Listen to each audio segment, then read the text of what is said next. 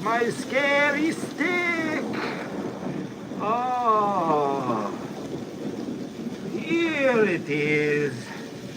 My scary stick. One moment. Now I am almost ready to make my entrance.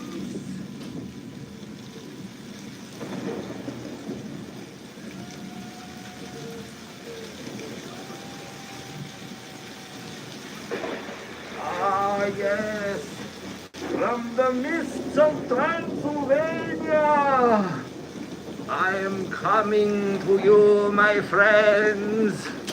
Happy Halloween! Do not gaze upon my face. That is not something you would like to see. I know what you are here for on this creepy evening. You are here for ghost stories. Ha ha ha ha. Wait a minute. Would death speak in a Transylvanian accent? I don't know. Look at my scary stick.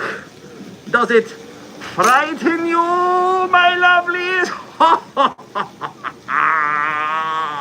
Happy Halloween, everyone! It is not actually death. It is actually I, the Randomland guy. Hello, everyone. I did not plan for this. This is a little off the cuff, but it's Halloween. We had to do something. I look how I feel now, because now I look like death. And lately I've just been feeling like death. I had a little Halloween party and I got something of a cold.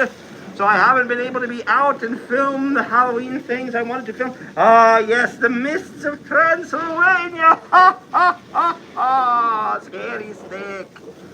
And so I'm here, impromptu, with you on a live stream. Welcome to Randomland. Ah, ah, ah. Can you hear the thunder and the lightning? Don't you forget about dying. Don't you forget about your friend, Death. I'm here to tell you all the creepy ghost stories that I can possibly tell you. But first, I must get this mask off of my face. Help me get this mask off so I can see you with my own eyes. Oh, that's better. Plastic masks are no fun. Hello, everybody. Welcome, everybody, to a very special Halloween Ghost Story Tales with me on this dark and stormy night. Now, if you don't know me, I don't know why you're here, but if you do know me, you know that I film YouTube videos all over the country, all over America. I've filmed some in France. I don't know where else. Others in the desert. I film in motels. I film in graveyards every once in a while. And I've filmed a lot of haunts and spooky places, mostly haunted places that I'm in because I'm just there, not because I was seeking out the hauntedness of it. But I've been in the Clown Motel. I've been in other motels that are even scarier. I've been in hotels with bed bugs. Now that is something very scary. The scariest, in fact. And people ask me all the time if I've ever seen anything paranormal.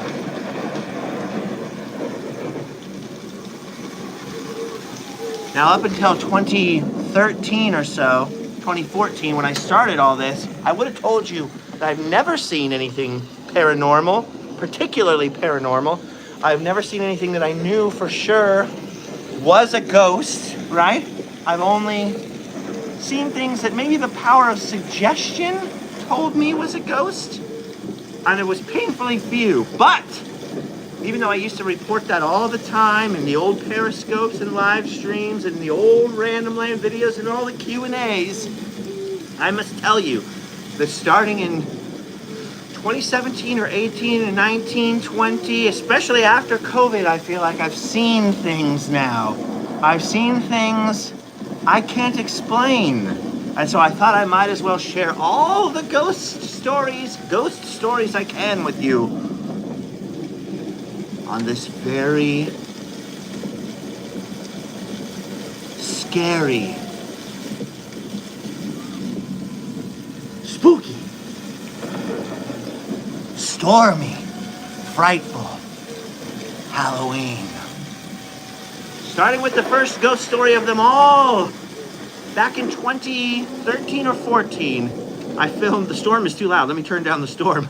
I filmed a video on one of the most haunted things on the world. See, I was not prepared for this. I don't have a script, as you can tell. There's no teleprompter here. One of the scariest places in America, the most haunted places, and perhaps the most haunted ship on Earth. I filmed a video at the Queen Mary in Long Beach, California. And I didn't know anything really, not too much about the history of the Queen Mary, any of the basics. And I was there mostly filming the Disney connections. I was there with a friend named Jeff Heimbuck, who was filming, he was filming something else at the same time. He was going in the most haunted room on the ship, and he was filming ghost stuff, and he was all into ghosts, and they were talking about ghosts. And I was running around the ship filming the Disney connection, the Rather Corporation connection, and all those kinds of things. I wasn't thinking about ghosts. I wasn't looking for ghosts. But anyway, as he was traveling throughout the ship with my other friend Tyler, with the ambassador of the ship, the captain, the admiral, whatever they call the guy who dresses in the little sailor uniform and he gives tours, we were down in the lower decks in the holds and in the engine room and stuff like that. And they were all talking and setting up a shot, and I'm standing way over to the side. And I'm just on my phone, just kind of browsing, and I'm looking down, and all of a sudden, out of the corner of my eye, I see, like, you know, someone's feet are running towards me down the little skinny gangplank, and I'm sort of standing in a doorway, like a I don't know what you call it. A bulkhead, like a locking door with a big on it, and it's open. I'm standing there, and I see these legs coming out of the corner of my eye, and I go back, like, oh gosh, someone, like a tourist is coming to walk in front of me quickly. And when I stood back and looked up, no one was there. And I looked this way, through the doorway, and all of my friends are standing on the other side, looking towards me going, what's going on? What's the matter? What did you do? There was no one there. But here's the weird part, okay? That is as it may be, right? I was just a trick of the mind. I thought I saw some legs. I moved out of the way. It turns out that whatever that bulkhead door we were in, suppose they go, you're kidding, right? You know about the story? What story? Apparently that bulkhead door we were in at some point during the ship's history, according to legend, there was a crew member that had been running through that doorway, and that doorway had closed on him, and somebody had died right there. And apparently, so I was told by the Queen Mary ambassador admiral of the tourists who was there, that this is a common ghost sighting, the most common ghost sighting on the Queen Mary, one of the most, is this particular doorway. So I'm sure it's a very easy Google, if that's true. I don't know if that's true. Does anybody know if that's true? But I saw somebody running towards me and I went, whoa, like enough that I went back. And I didn't believe in ghosts. Although there was an earlier ghost story that I will tell you at the end. The first ghost I might have ever seen. So that was a little freaky. Disembodied legs or the power of suggestion. Was it leftover energy from the story? Was it leftover energy from the storm? Was it a ghost? The ghost of a sailor? The ghost of a drunken sailor? A sober sailor, perhaps? On the Queen Mary? I will never know. But I did find it. Weird. Next up, years later, and I'm like, okay, that might be the power of suggestion. Maybe I overheard someone else telling that story and my brain put together some weird thing. It's weird down in the engine room of the Queen Mary. There might be electromagnetic fields. I didn't have a K2 meter or whatever those things are, like the Ghost Hunter adventures. I didn't have anything. I just had me and my legs and my iPhone 2 or whatever it was back then, okay? So maybe it was the power of suggestion. This one, however, is even stranger, and I was not alone when this happened. Allie, you should come over here really fast. Allie is here, and she's transformed into her other form, her Halloween vampire form. You gotta come on the other side. I made room for you over on this side. One must make room for the queen of the nightosphere. Allie and I were driving up, where were we going, Yuba City? We were driving north, I think to Yuba City, California. A very strange, show them your fangs.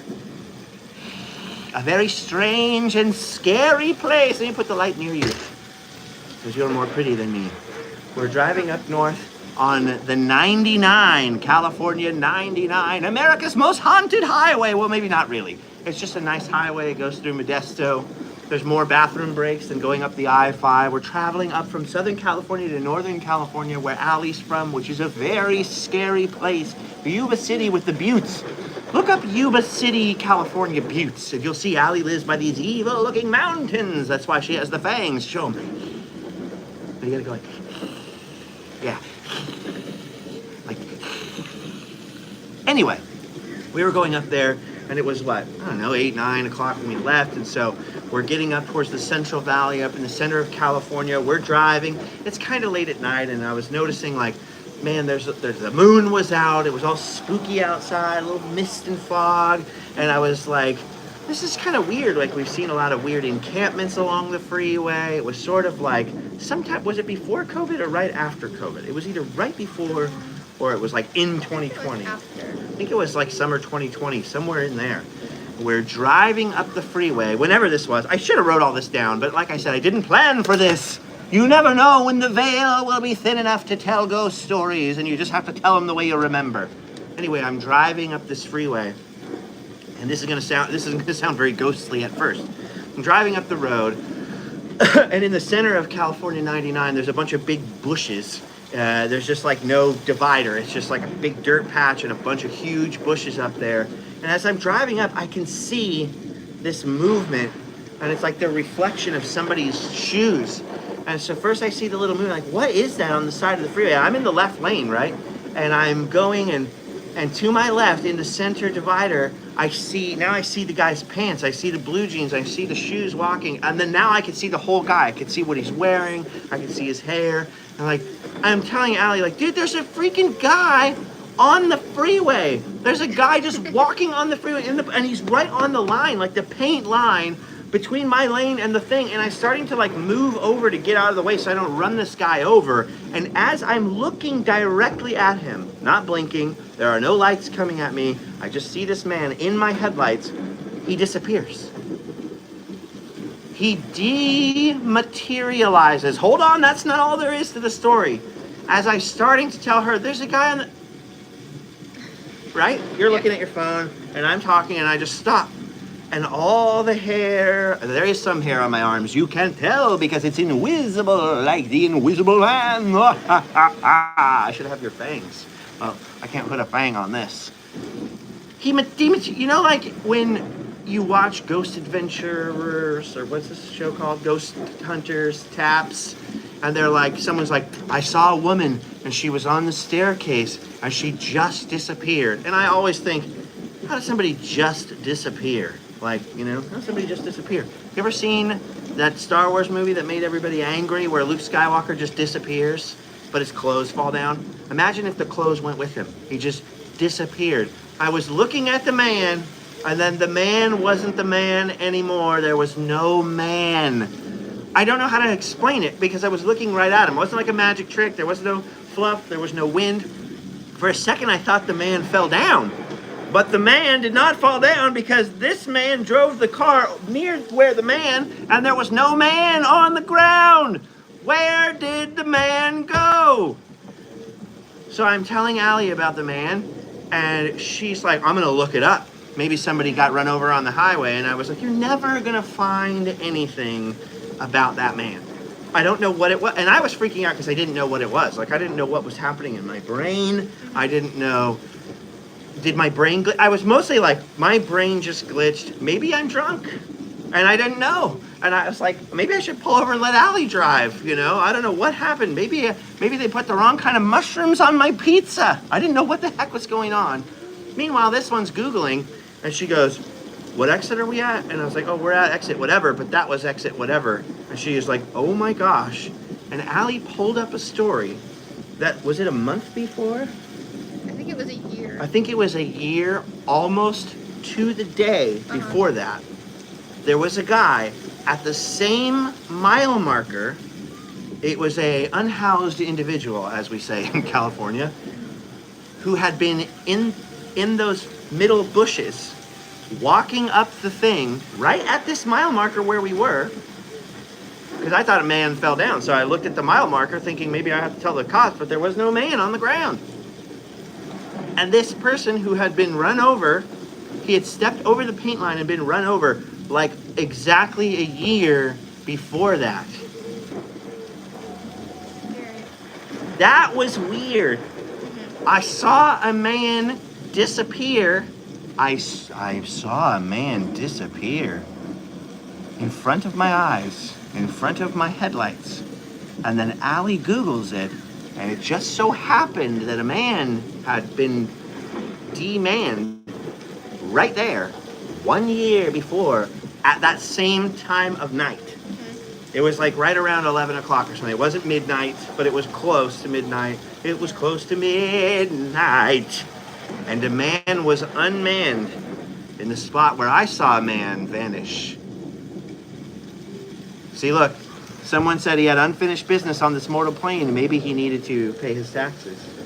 That's possible. The IRS, if anyone has the power to chain the spirit to this earthly realm, is probably the IRS. Anyway, Allie is my witness that something happened because I was like, and then you looked it up. That was so scary. And I never have said what the man looked like because they kept it a secret what he was wearing because they wanted his family to identify him or whatever. So I never found out, but I wrote it down. And somewhere I have written down, thank you, Goldeny. Look at Goldeny says, weird. It was indeed weird. But somewhere I have written down the exact clothing. And so if I can ever find out what the person was wearing, then I'll really know if it was connected. But was that just my brain glitching and a strange and unholy coincidence? Perhaps I was going mad. Perhaps I was knitting with only one needle. Might have been. Perhaps I spent too much time thinking about going to Yuba City.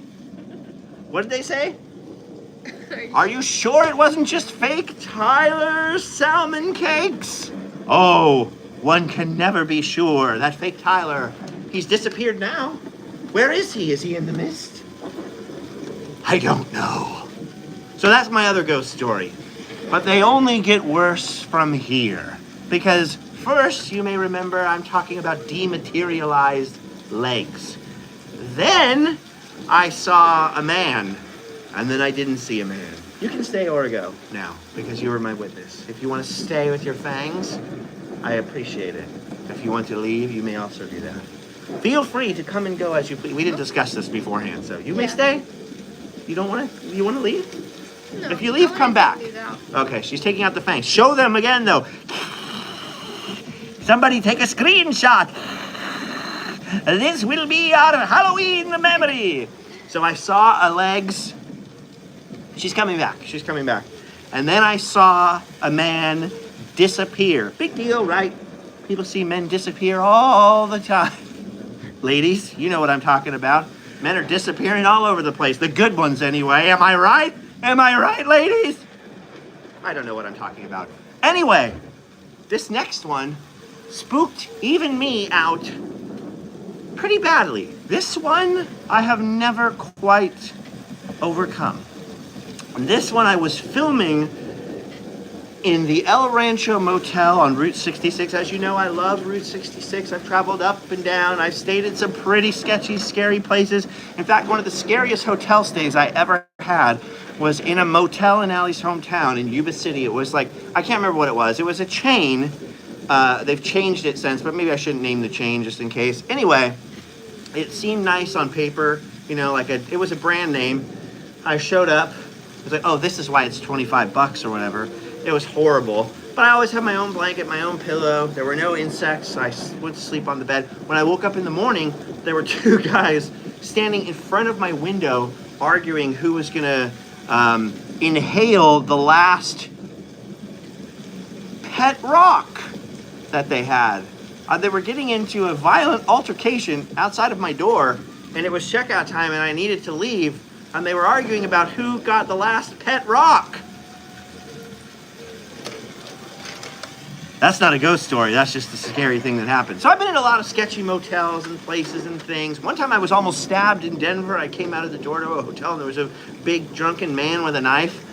Luckily he was so drunk that he said something, I was like, oh, I don't know, man, and I just walked away. I've been in some weird situations, but nothing made me feel as weird as this one place on Route 66.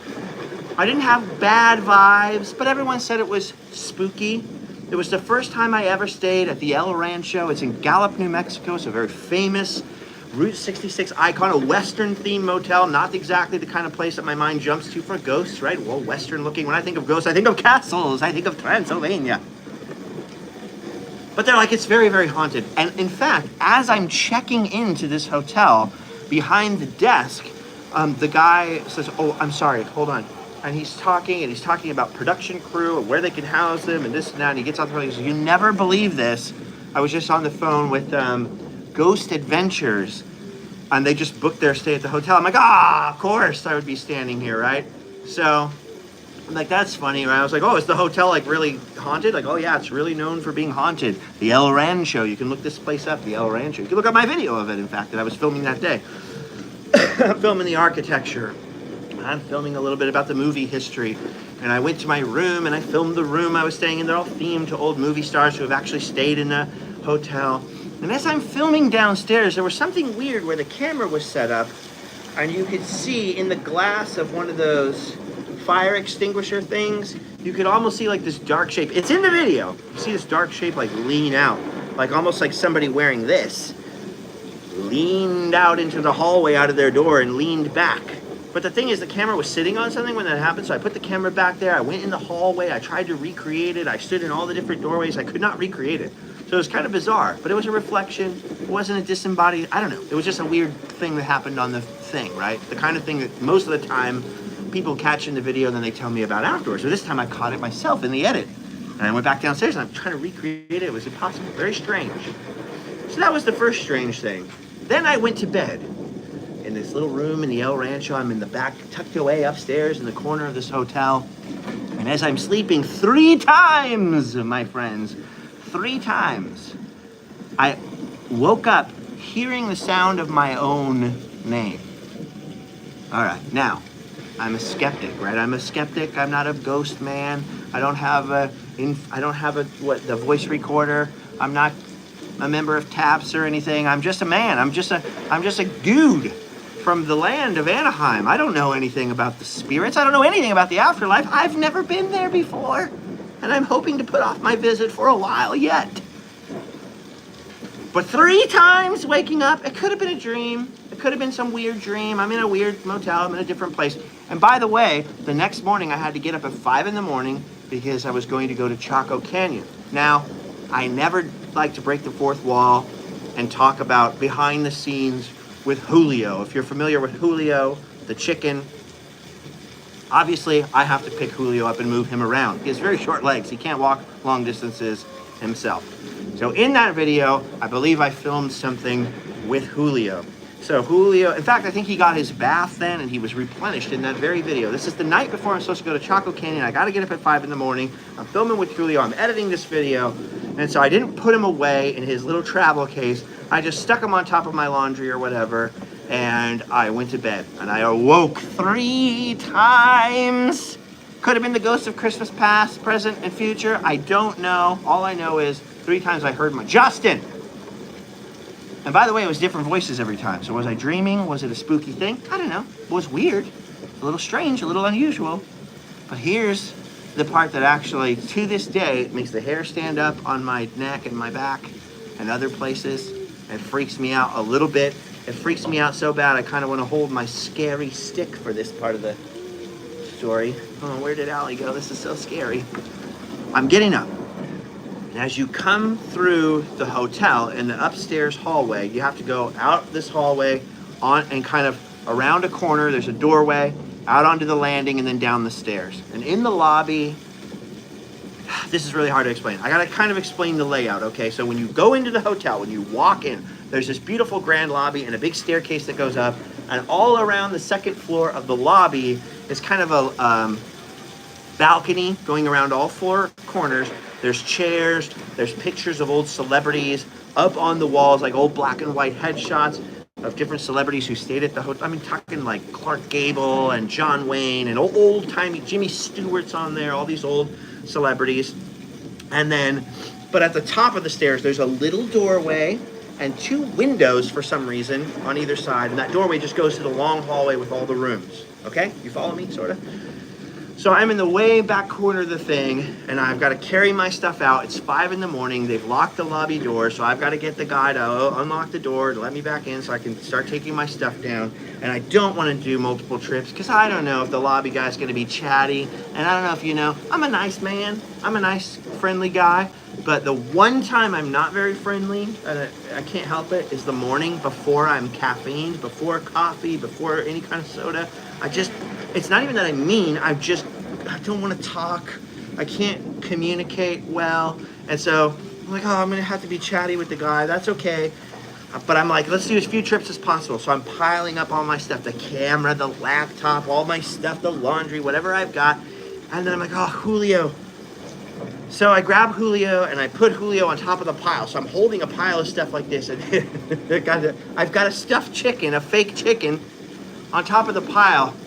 And I'm going, oh man, the lobby guy's gonna talk to me about Julio. I gotta like dart past him quick, right? So I got my pile and I'm going down the hallway. But remember, before I get to the opening that goes down to the stairs and to the big lobby, there's a little window. For whatever reason, there's a window. I've never figured that out. Why? There's this little window.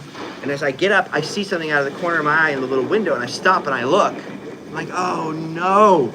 There's an older guy sitting there in this like chair. It's made out of horns, cattle horns.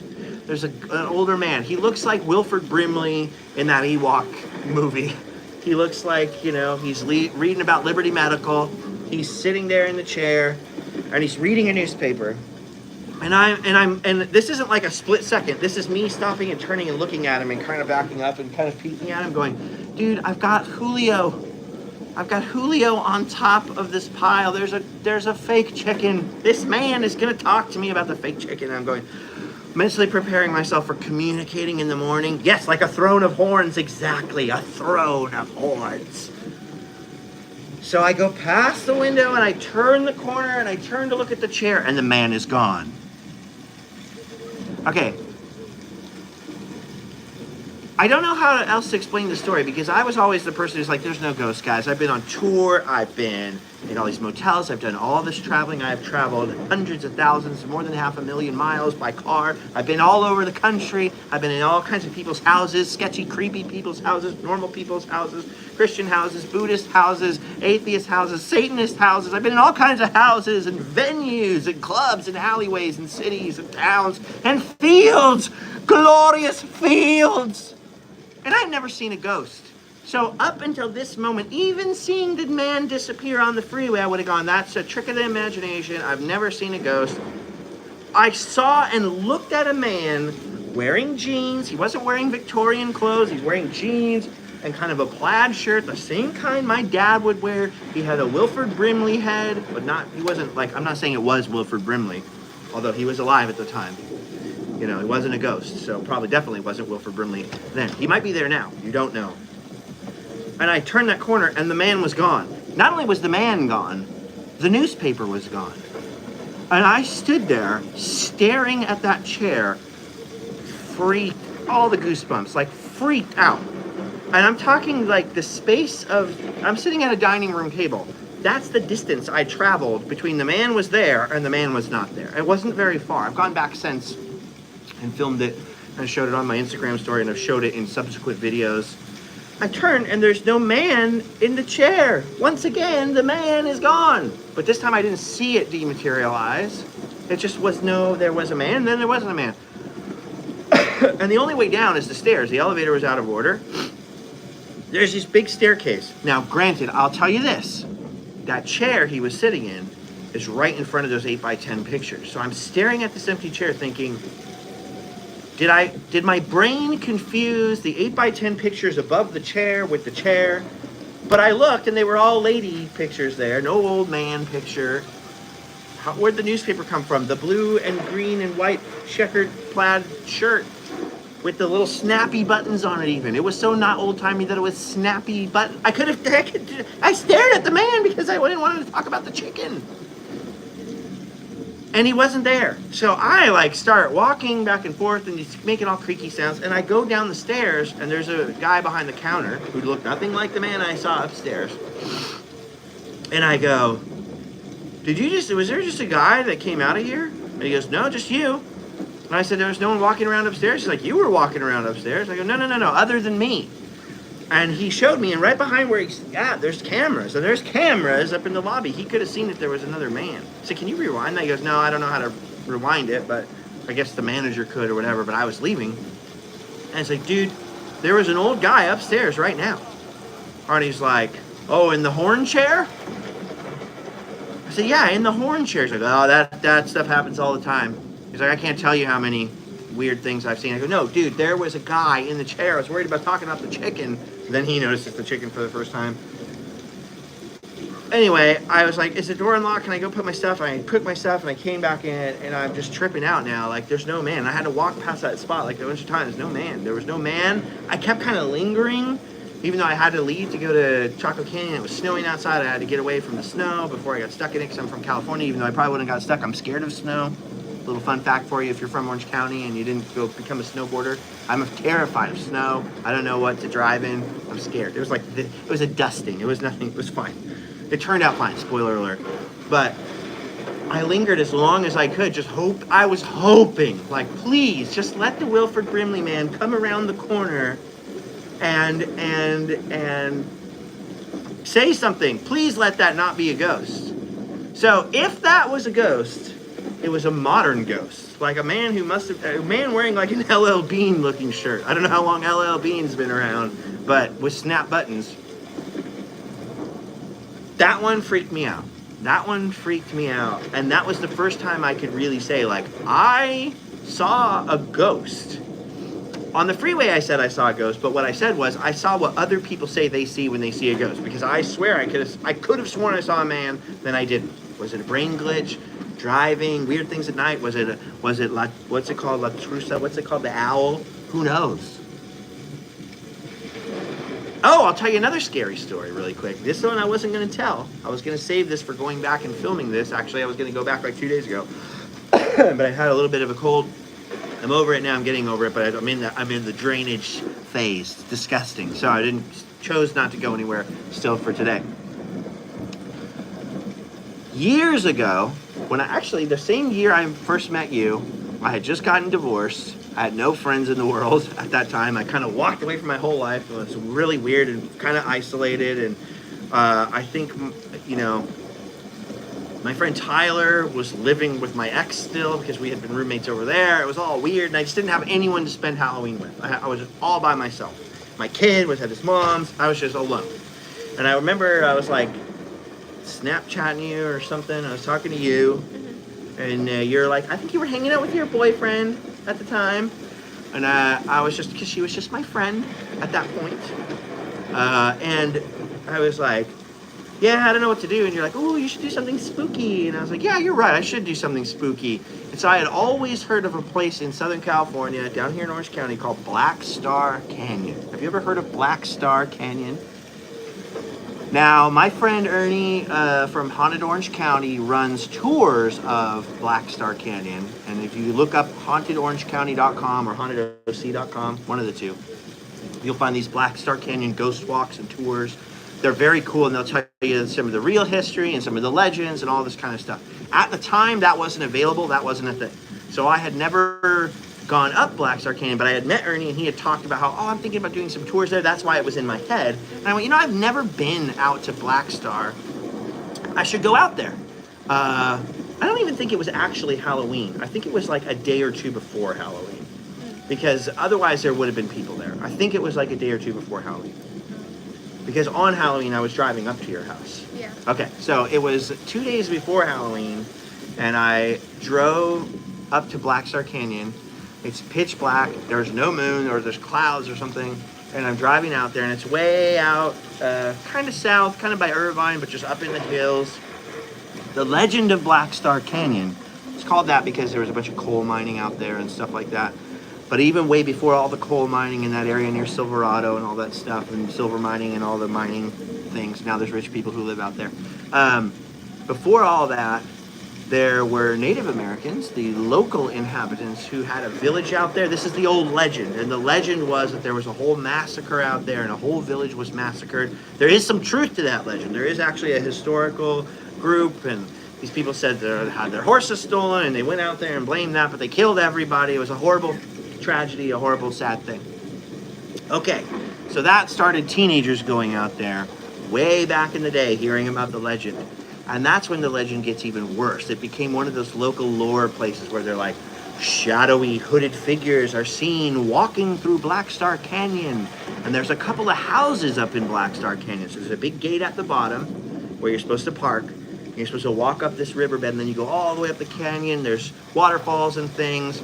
And higher up the canyon are a couple of houses where people live.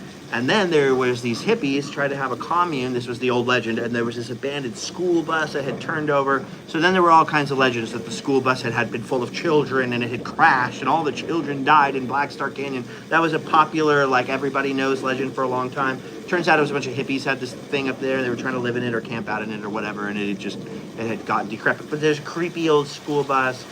And that starts the whole legend. Oh, I heard there are Klan rallies up there. Oh, I heard there were gang killings up there. And there actually was a gang-related killing, like in the parking lot. People's cars get broken into. So it just got this weird reputation. And the craziest thing of all with Black Star Canyon is there's this guy who lived halfway up the canyon who was like the canyon's private property. And he would come out with a shotgun and, like, you know, threaten all the kids. I don't know if he was shooting rock salt at them or actually brandishing loaded bullets or what. But he was known as Black Star Bill. I don't know if that was even actually his name. This is all allegedly, by the way. I don't want to be sued by Black Star Bill if he's still out there somewhere. I don't want to be shot by him, rock salt or otherwise. But there was this guy up there who was always kicking out the teenagers and getting angry. And so it just had this crazy reputation, right? So I, in all my infinite wisdom, was like, well, it's like midnight. There's nothing else to do. It's Halloween season. I want to be spooky.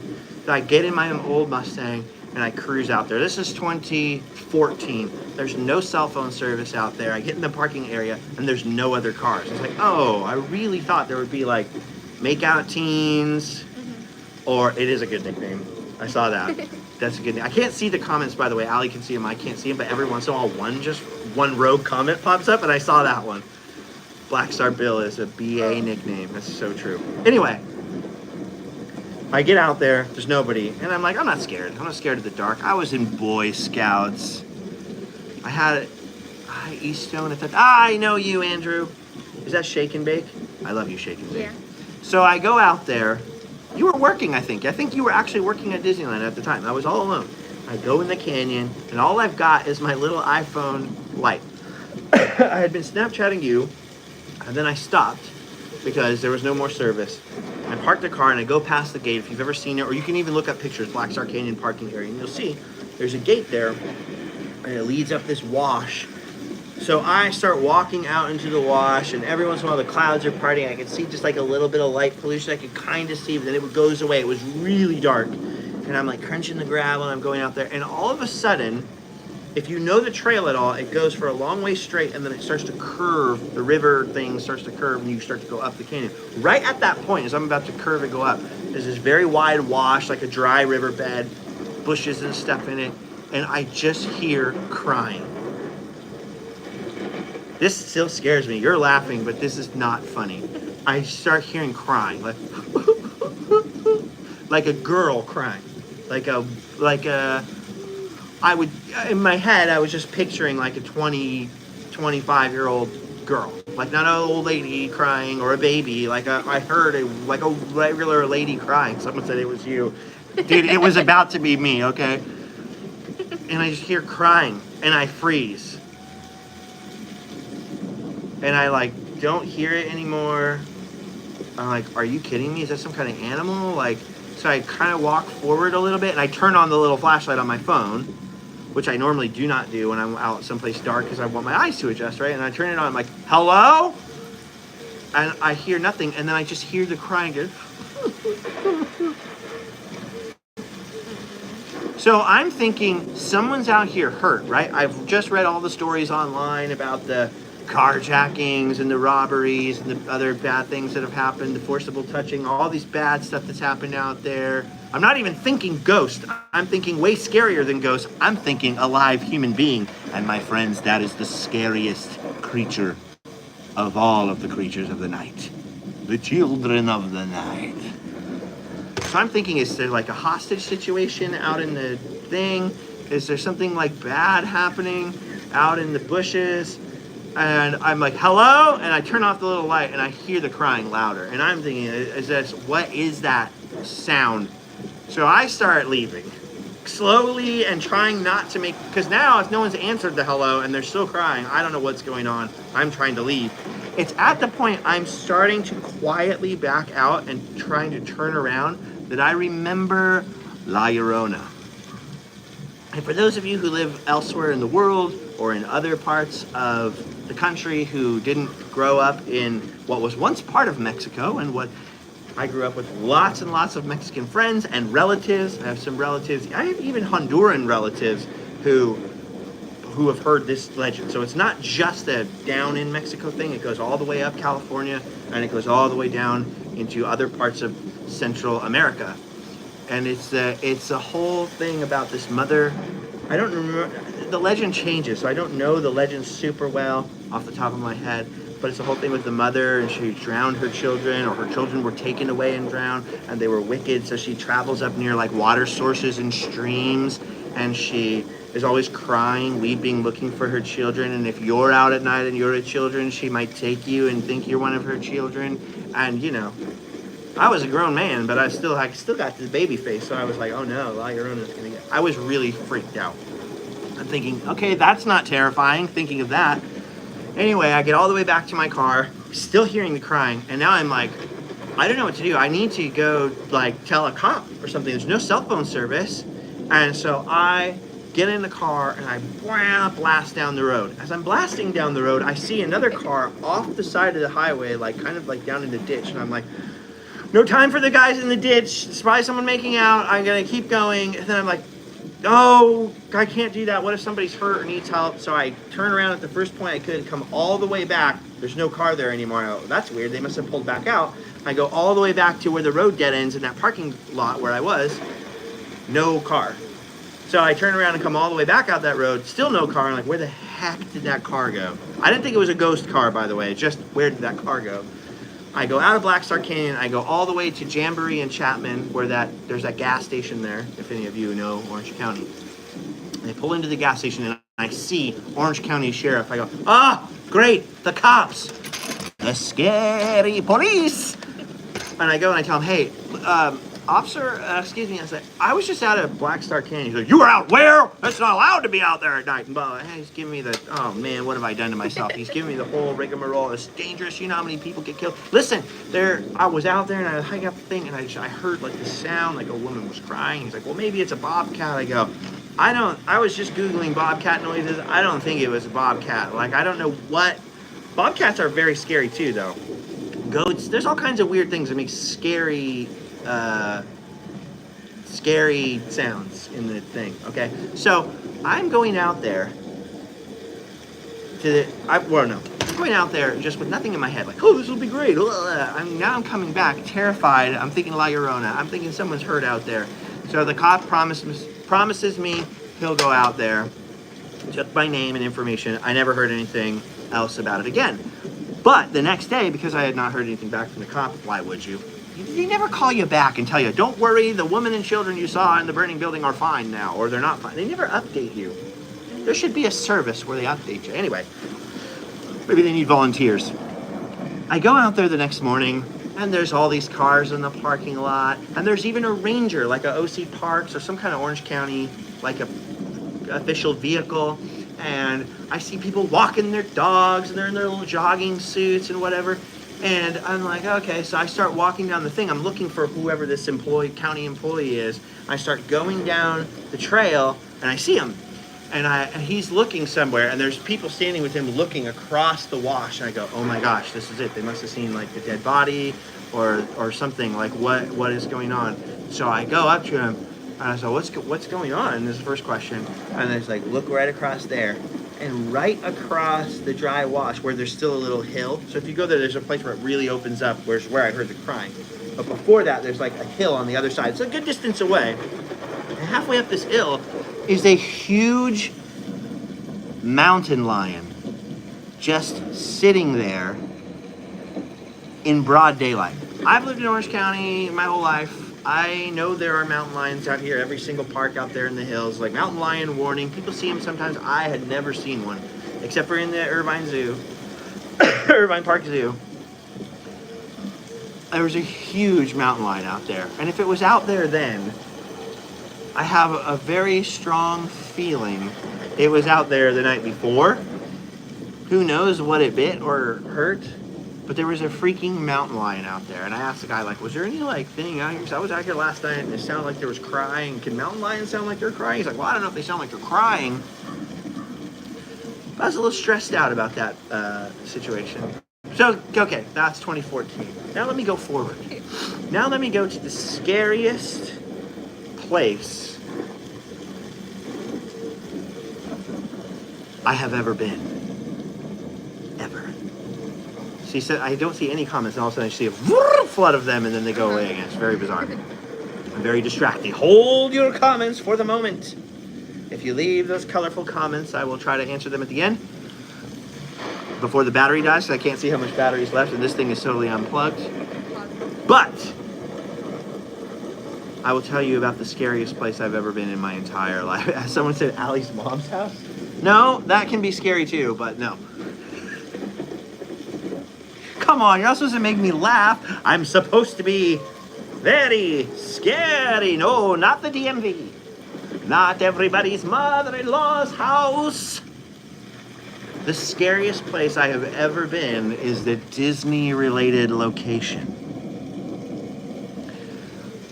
The scariest place I've ever been, and the most paranormal, weird, I can't explain it, ghostly activity thing that's ever happened to me was in Walt Disney's house.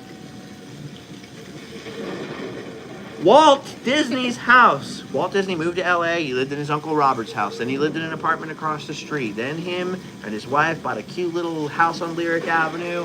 Then they bought a nicer mansion-y type house post Snow White called, on a street called Woking Way. Some people say Walking Way. It's W-O-K-I-N-G. But everybody out there that night was saying Woking Way. So Woking Way in Los Feliz, in the hills of Hollywood, basically. And it was the first year they had started doing like ghost tours of the house. The house is owned by a somewhat famous director. It's not a household name, but a director. I don't know if he wants his name out there, but a director. And, you know, it's a Hollywood home. It's a director from Russia who is very into Walt Disney, and seeing Walt Disney films while he was in communist Russia inspired him to become a filmmaker, and he moved to America. He made movies. And so he bought Walt Disney's house when it came on the market. And Todd from Mice Chat lived there as a caretaker for a while.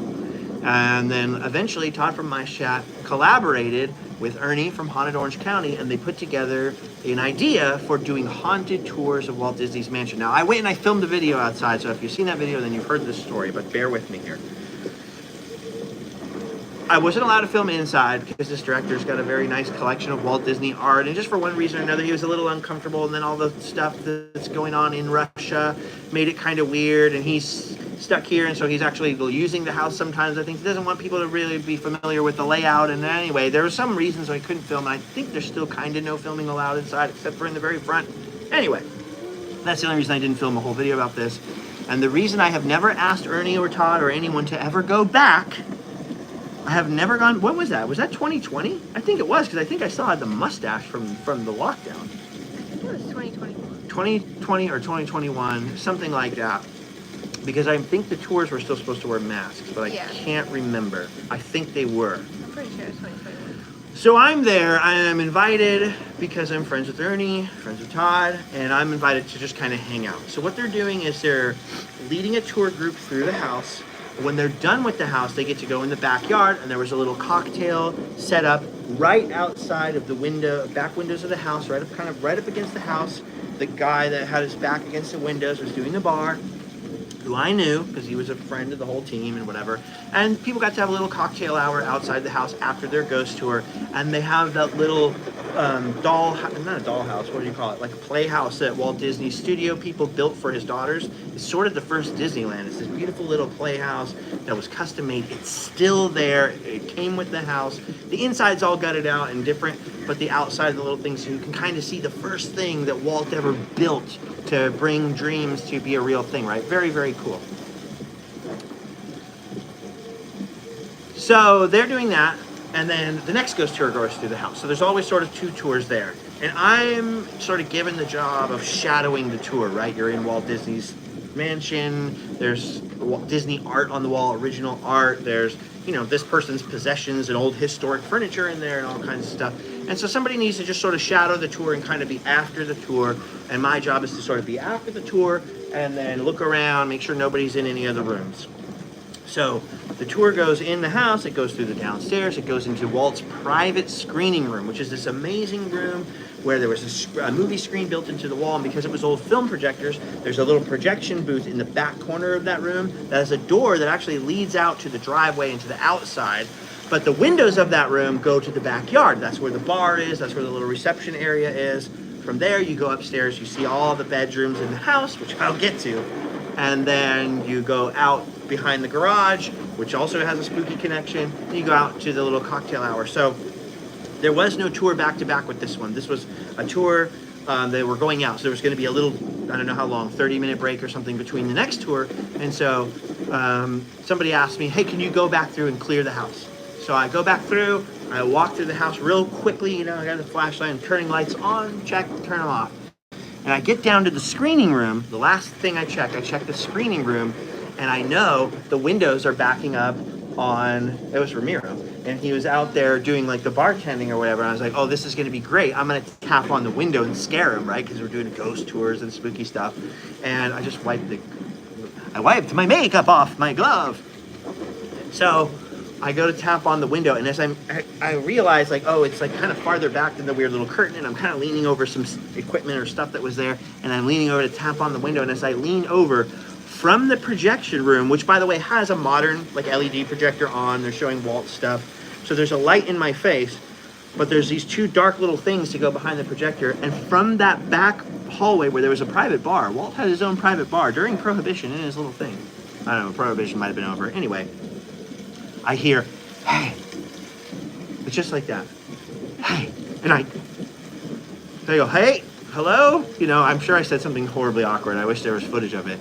And no answer, and I just felt, it was all dark, like a movie, like it was black back there, and I was like, I just felt like someone was back there. And I heard, hey, and turned, and I was just like, felt like someone was looking at me. And I went out right away, out.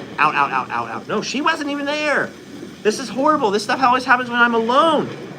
So I run out. I run around to the guy I was trying to play the prank on. I go, Ramiro, you got to come in here with me because I'm many things. I am not strong in the arms, okay? These are nothing. These are string beans. There's no muscle there. There's not a lot of fighting power in my arms. Legs, yes. Arms, no. So I used my legs to run as fast as I could to someone with really strong arms to come back in the house and help me. It's like, dude, there's someone hiding in the projector room. So we go and we turn on all the lights, nobody. And we're not supposed to turn on the lights, right? Because another tour group's going to be queuing up in a minute. They're going to be coming through the house and turning on all the lights, like looking everywhere. There's no one in the house. And I'm like still like hair standing up on my neck. Like it felt weird. This is the problem with ghost stories, and this is why I was a skeptic, and I am still a skeptic, and why everyone's a skeptic. Fake Tyler's the biggest skeptic of all. He hates ghosts. He gets angry if you talk about ghosts. But what do people say? It felt dark. It felt oppressive. It felt heavy. There were bad vibes. And you go, what does that mean? That doesn't mean anything. I can't do anything with that. That's not a scientific definition. There was energy. What is energy? What kind of energy? What are you talking about, right? I get it. I'm with you, skeptics. I'm with you. But there were bad vibes in that corner. There was a darkness, an oppression, a heaviness. It was not Uncle Walt. There was some creepy, horrible feeling back there. Maybe it was Walt trying to warn me about whatever else was back there, creepy. And I felt all weird, okay? I don't normally get spooked out. You've been with me. I can get overactive imagination, get silly and spooked out. Yeah. But I'm mostly being funny all night. And being, when we're at spooky places, like, I'm like, oh, whatever. You try to be all like, ooh, don't ruin the mood. And I'm all, ooh, scary. I was done. I was done being funny. I was done being anything. Next group comes in, next tour group. And I'm with this tour group. And there's a couple of young ladies on this tour who are, I think they're doing a paranormal investigation after this tour is supposed to be over. And they're on the tour and they've seen Randomland, so they're talking to me. So I said some imagination, huh? I know, this is weird. It's gonna get way weirder. This is gonna get so weird. I can't believe I'm saying this because I never wanted to be the kind of person to tell a story like this because it sounds like BS and it sounds made up. I'm going to sound insane. I can only tell you what I remember seeing, feeling, and hearing. And if I was out of my senses, blame the weird EV electromagnetic phenomenon of Hollywood and Walt Disney's creepy mansion. So the next tour comes in. These girls had seen Randomland, so I'm kind of chit-chatting with them, and then it's like, oh, they're doing the tour. It's like, oh, Justin actually had an experience in this room during the last tour, and I'm like, no, not really. I just heard someone just go, hey, and everyone, ooh, someone said, hey, and so now I don't want to shadow the tour by myself. So I asked Ernie, the head of Haunted Orange County, to just please, can you just stand next to me? And Ernie never takes ghosts seriously either. He has a haunted ghost tour company, but he's always just kind of, he just rolls with it. He's so mellow. He's not afraid. He's just sort of whatever. So he's with me, and we're shadowing the tour now. And as we go up the stairs, so right above the screening room is the master bedroom. And the master bedroom has like a big heavy door. This is an old like Tudor Hollywood house. It's very nicely built. A big heavy wooden door on there. Not your cheap stuff like you got now, right? That you get at Home Depot. Not a particle board door. It's like an old solid bedroom door. So they're all in the master bedroom. Todd's telling ghost stories about, oh, this is what people have kind of felt in the house when they moved in and this and that other thing and all that stuff. And I'm like, whatever. And I'm standing up there with Ernie, and the tour starts to leave the master bedroom and kind of go around. There's this lovely little, it's almost like a catwalk upstairs rather than a hallway from the master bedroom, and it goes over the beautiful spiral staircase. There's a famous picture of Walt Disney kind of looking down in his spiral staircase, and it goes around, and they start going into the girls' bedrooms. So Diane and Susan's bedrooms in the house, the girls, Walt's daughters. So they're in the first bedroom. Okay, it's hard to explain, but those two bedrooms are basically connected with a bathroom in the middle. So it's bedroom, bathroom, bedroom. Along the side of all those bedrooms is a hallway that goes to like a workroom at the far, far end of the hallway is Walt's thing. And there's sort of an L, and then there's Walt's master bedroom, and there's the little catwalk, and I'm looking over the landing. So I'm looking past where the stairs go down, and I'm looking over, and I can see the people in the tour group and the girls that knew who I was. They're kind of facing me in the bedroom, and the tour guide's got his back to me, so they can see me and Ernie standing over there on the landing. And we're standing over there, and Ernie's teasing me. He's going, ooh, hey.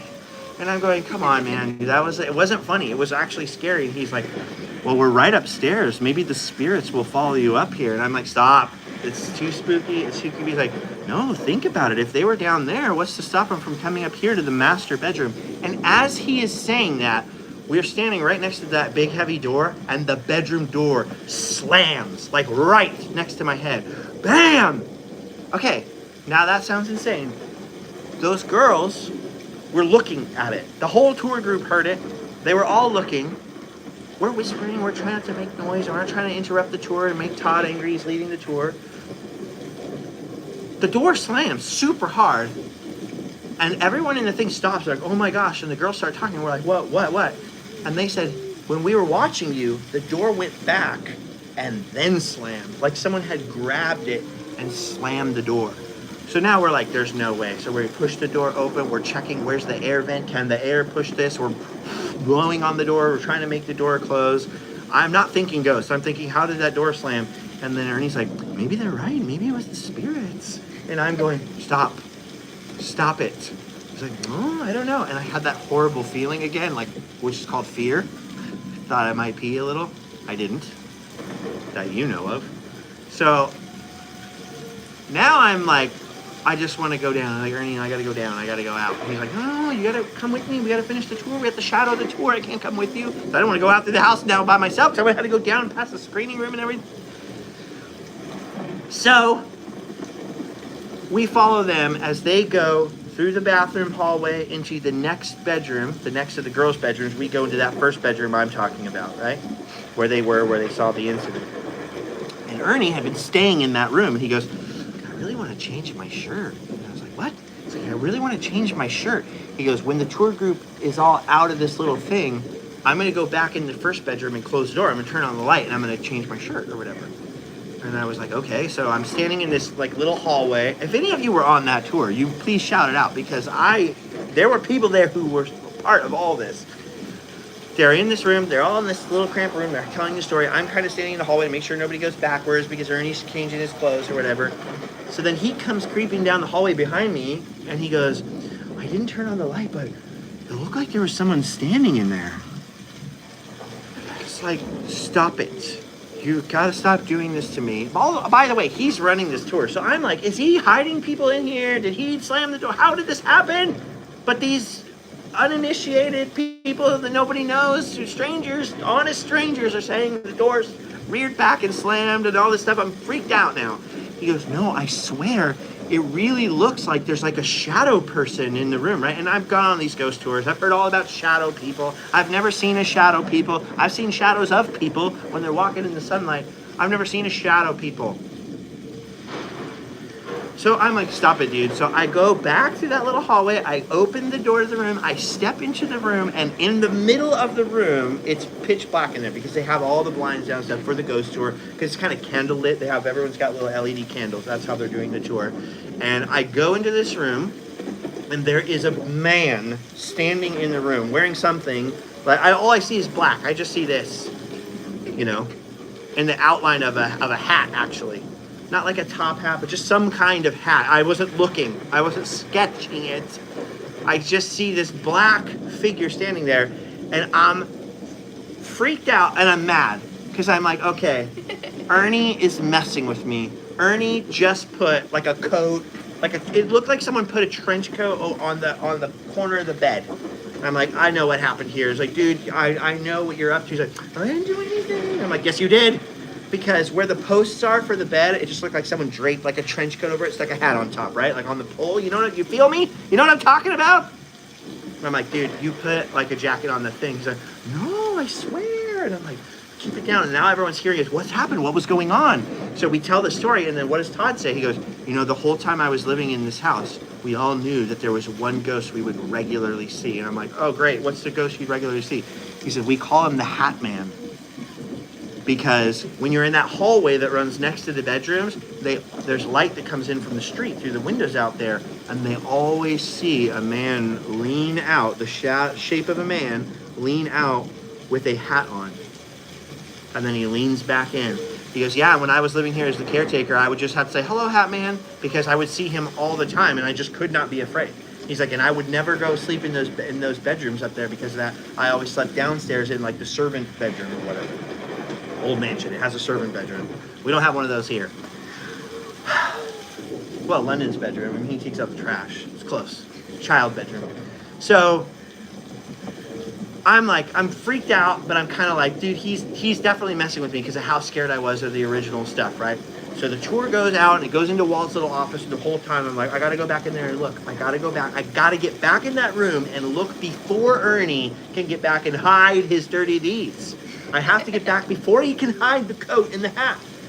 So we go down the back stairs, and Ernie's going with the group, and we get back to the back porch where they're having the cocktail hour, and I run in the back living room door. I go through the living room. I go up the spiral stairs. I go into the room. I slam the light switch on. There are no bedposts on that bed. I swear to you that what I thought I knew that I saw was someone put a trench coat or like a pea coat or some kind of heavy coat, black, and a hat onto a bedpost. And I ran up there, and the bed doesn't even have bedposts. Which means, one, I either saw a shadow person, unlikely. Two, the power of suggestion, maybe, because he said, oh, I thought I saw like a black shadow person in the room. Maybe that just the power of suggestion. I was already freaked out. I accept that as an explanation. Or 3, a human person was in there messing with me. Or 4, something worse. Here's where the story gets freaky, and this is a bit of a spoiler alert for the Walt Disney Mansion Ghost Tour, but I will say this right now. Take the tour. It is so cool just being in that house. If they're offering a daytime tour that has nothing to do with ghosts, take that. It's better, I think, because the ghost stuff is really scary. And so where those bedrooms are, just past that is Walt's office, which is above the garage. In the garage is a very unusual set of handprints and names in the cement, because after the Disney family, one of the owners of the house was the LaBianca family of, wait for it, this is not so family friendly, the Tate LaBianca murders. I'm talking about the Charles Manson murders. So this isn't the house where the LaBiancas were. Lino and Rosemary LaBianca owned this house and lived there with their kids. This is where they raised their kids. Because after their kids moved out, they owned grocery stores or something. There was something going on with the business, and they had bought a new house they were going to move into, and they were kind of lingering, and we're going to this new house. They had just moved into their new house, and that's where they had got killed. But the house that they had lived in, where all their memories were, where they raised their family, was the Walt Disney Mansion on Woking Way. And their handprints and their names are still in the cement in the garage, which is pretty freaky. Now, that's not on the ghost tour. You can't see that. It's in the garage. There's stuff in the garage. But when you're upstairs in that office, they tell you about it. And apparently, here's where things get really weird up there. Maybe this is why it has bad vibes, right? Disney, raise a family, happy there. Even the LaBiancas, raised a family, happy there. No weird history of creepiness. Until after the Manson thing, weird people would break into the property when nobody was living there and do weird stuff, like down in the yard, and there were incidents, security incidents, which is part of why you're not allowed to film in the house. And now, by the way, there's cameras, there's security, and there's always someone there. So I would not recommend going anywhere near that house unless you want to go directly to jail, because yes, you can get away with lots of crimes in LA and California these days, but not up in those hills, those Hollywood hills where the rich people live. You still can't do crimes there. They will put you in the pokey. So there's all kinds of Manson stuff that they're saying right after I just saw the black figure thing in the room with the hat man. I've never been so stressed out and stressed about ghosts, and I'm almost done here. So if you have questions or anything, or you want to tell me something spooky, you can throw all the comments and I'll answer as many as I can while Allie's battery lasts, which is not going to be long. Throw them in now and I'll scroll up to get them as I finish this tale, and I'll tell you one more tale quickly after this. I was so freaked out and scared. So, of course, I come home and I tell her all about it. I did not go back in the house. I wouldn't go back in the house for the rest of the night. I would not go near it, not until the lights were on and everybody else was in there. And I took Allie in the house the next day. So I went and told her, I got to go check it out. So we went back to the house. I did not want to go. I'm with her, and I'm like, I'm not going up there. She's like, go, just come up there with me, just you and me alone. I want to see the ghost. I'm like, I'm not going up there. She's like, I'll go by myself, right? You tell them what happened. When you went by yourself into the Walt Disney Mansion, because you're like, there's no ghost, I'll go. I'm not scared. Yeah, Did you even make it upstairs? No, it was empty and it was dark, and I went into the kitchen and I just stood there for a really long time, like, okay, I'm gonna go upstairs. But I felt like I couldn't move, like I was just too scared. And I was like, I feel like there's something around the corner. Like a heaviness? Because in the kitchen there was these like stairs that like went up. Servant stairs Yeah. that go up to those rooms. Yeah, I was gonna go up there and I was like, I can't. It's too dark. It's Because too of the scary. bad energy? Yeah. Because of So- the mysterious energy, the bad vibes, the oppressiveness, the heaviness, the stuff fake Tyler doesn't believe in to a violent degree? Yeah, I wanted to go in with you, but No way, I nothing will ever not go happens up when I'm there. with you. So we did eventually go up there together, but it was later when the tour groups were gone and we could turn on the light and stuff, and that's the only way I would go up there, because I was like, hell no, I won't. Ooh, I just said a swear. Heck no, helk no, because I was like, there's no darn way I'm H-E-double. I swear like a sailor off camera. I try not to do it on the show. But the H-E-double hockey sticks, no, there's something that's scary. And I don't know if they tell that story on the tour now, because I've never been back. And they do those tours every year, and every year it's like, hey, you never come back to the house or whatever. Like, invite me in the daytime. It's a beautiful house, most beautiful house I've ever seen. Yeah. Literally, like, that's my dream house now. I'd love to build that house somewhere on a field, not in Hollywood. And I cannot explain it. Oh, Allie Warren is the cuter vampire. Leslie Nielsen's pretty hot, though. Anyway, someone asked who was hotter, you or Leslie Nielsen. Definitely you. I can't explain it. So I still say I don't believe in ghosts because I don't know that the spirits of our dead friends are just wandering around. Why are they always in graveyards? Weird. Yeah. Why can Teslas see them but not dogs? Why can children see them? Huh? I want to see a ghost. She always says she wants to see one. But I want to see it if I have you with me. I've seen a disappearing man. I've seen disembodied legs. I've seen an old man that looked like Liberty Medical, diabetes, Wilford Brimley era Wilford Brimley, sitting in a chair of horns disappear on me. I didn't see him disappear. I turned the corner and he was gone. I've seen a creepy shadow man and heard a disembodied voice in Walt Disney's mansion and a door slam next to my head that these women swear swung back. Like it didn't blow shut. Somebody slammed the door who wasn't there. Those are scary things. I love how 3 out of the 5 or whatever are in Walt Disney's house of all places. And I've never been back. I've never asked to go back. I don't want to go back. My brother really wants to go. Fake Tyler wants to go. He's like, oh yeah, I'll go see if there's any ghosts in there. I don't want to go. I don't want to go. If someone invited me in the daytime, if the owner of the house said, hey, come by for tea in the daytime, I'd happily go. But I don't want to go back during the ghostly tours. I'm scared. You go back. I'll go. You go. You spend the night in there. The only way I would spend the night in there is with Zach Bagans. If Zach Bagans, if you're out there, and I know one of them watches. I won't say which one. One of them watches the Random Town. If the Ghost Adventures crew, which they were gonna film there, but I think the deal didn't work out, and so hopefully one day they do. If they ever go, they can take me and I'll tell the story during the lights on part of it. That's the only way you're gonna get me on that show. That's the only way you're gonna get me in that house. That's when I'll go back. Scary. Scary. All right. And one final ghost story, which is the first ghost story that I can ever tell you, where I saw a physical, like I thought I saw a physical thing that disappeared, but I was much younger, and this might have been the power of suggestion, because I was a teenager. My friend Monkey moved into a new house.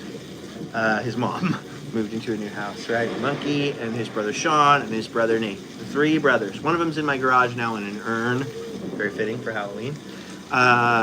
And there's, because I was like one of the brothers. We were like the 4 brothers. They moved from one house to another house. And this house that they moved into was rented before them by tweakers. They self-described as tweakers. These are 2 old guys with the rock hair. They're like, yeah, we're just a couple old tweakers, man. And the garage was full of stuff. So they were like, oh, you guys are in the band. You guys are going to use the garage to rock out right on. We're going to come and clean it out in a few days. So the guys were there, like, kind of packing their stuff into the garage to empty out the house. And they said, hey, man, just watch out for the little girl.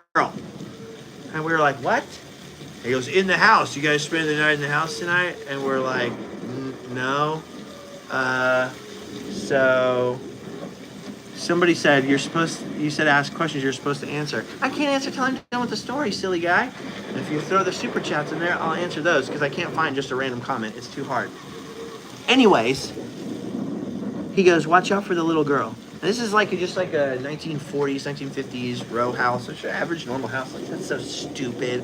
And the house is all empty. And their mom was like, I'm not spending the night here, but if you boys want to stay over, I'll get you a pizza or whatever. The electricity's not on yet or anything. So I'm like, what's cool? We'll have candles. So, no, it's the monkey house. Shake and bake, you've been there. So we go in the house and we're like going around, and my friends are trying to decide, oh, we're getting this room. No, I'm getting this room. You get that room. And da-da-da. We're going through the house. And in the very back room of the house, there was some weird, like, condensation. It looked like someone breathed on the glass on the window. So we're like, what the heck? So we're like going up to the window, and now we're all freaked out. Like, what room did he say the little girl was in? He's like, I'm pretty sure it was this room, and it had like the fairy tale trim. You know, like London's room has those shelves that look like little girl shelves from the 50s, like built into the house, or structural shelves built into the wall. We went to the window. We're like leaning close to it and like, what is that? And then bam, we hear this noise. It was their stepdad. He was like, oh, I breathed on the window outside. And then I came inside to scare you guys. You're idiots. There's no little girl. So we're laughing, we're having a good time, we're eating pizza, we got the candles lit in the living room, we're all gonna sleep in the living room together because it's a lot spooky, and we're kids, we're teenagers. The adults leave, we're all alone in the spooky, scary house with the little girl, and then all the candles start to flicker. Like they all start to, like someone's blowing on them, and we're like, what the heck? And then Sean goes, if that's the little girl, stop it, and they all stop. And then he kept doing this like teenagers playing with Ouija board thing, but with the candle, where he's like, if you're the little girl, did you die here? And were you killed by the tweakers? And like he's saying all this, I don't know, we were teenagers, okay? It's not politically correct to say tweaker, is it? I don't know. And we're all freaked out. And then we hear noise at the end of the hallway, like, we're like, oh my gosh, it's Tim, it's the stepdad or whatever. And then like, everyone's scared. Now we're all like, oh, picture, 14-year-olds, pimples everywhere. Oh! And I'm the one that went to go look. And I turned the corner and looked, and I swear there was like a little girl standing down there in like a little white dress. Like the kind of thing you wear to go to bed in the 50s. Just standing down there, blonde, just standing at the end of that hallway. And one of the brothers swears he saw it too. But here's the thing. I am 100% sure that's the power of suggestion. Like, I'm 100% sure that's the tweakers told us the story. We had been joking about it like stupid teenagers that are scared. Like you saw when London went to Halloween Haunt the first time and he's all scared with the friend. We're not scared, making jokes all night. I 100% know that was the power of suggestion. I 100% know there was no little girl that died there and all this stuff. I looked into it way later. And we also were in that house forever. My band practiced in that house. We were all there for like 15 years after that. There was never a ghost. No one ever saw a ghost or heard a ghost. There was a lot of other crazy crap that happened in that house. Violence and blood and chaos. But never any ghosts. So I know that was just the power of suggestion there. And my Aunt Tina is in the chat, and she just said, are you sure it wasn't the Cinderella statue? Because my grandma had these Catholic statues of like Mary and Jesus with the crown of thorns, and he's like this, and he was bleeding, and she used to put him up high in her house in in Paris, California, and it was very scary. But there was this other statue, like a ceramic statue, and it was like this. And we always thought it was haunted because it was in the hallway where we were always scared to go down the hallway. And it was all dark back there because our grandma would never let us turn the light bulb on because she was one of those people like, what do you think, I made of money? I live in a barn or whatever. You turn the light off. So we'd turn every light bulb off. So the hallway was always dark. And if she asked you to go get some tissues or something from her scary bedroom with the scary bleeding Jesus in it, you had to go through the hallway. And there was always this creepy statue in there. So we always said it was haunted, like it's evil. And then it was like an old Catholic statue of Mary and it's haunted, right? We had this legend and all the cousins and we had this legend. And then my aunt came over and was like, what?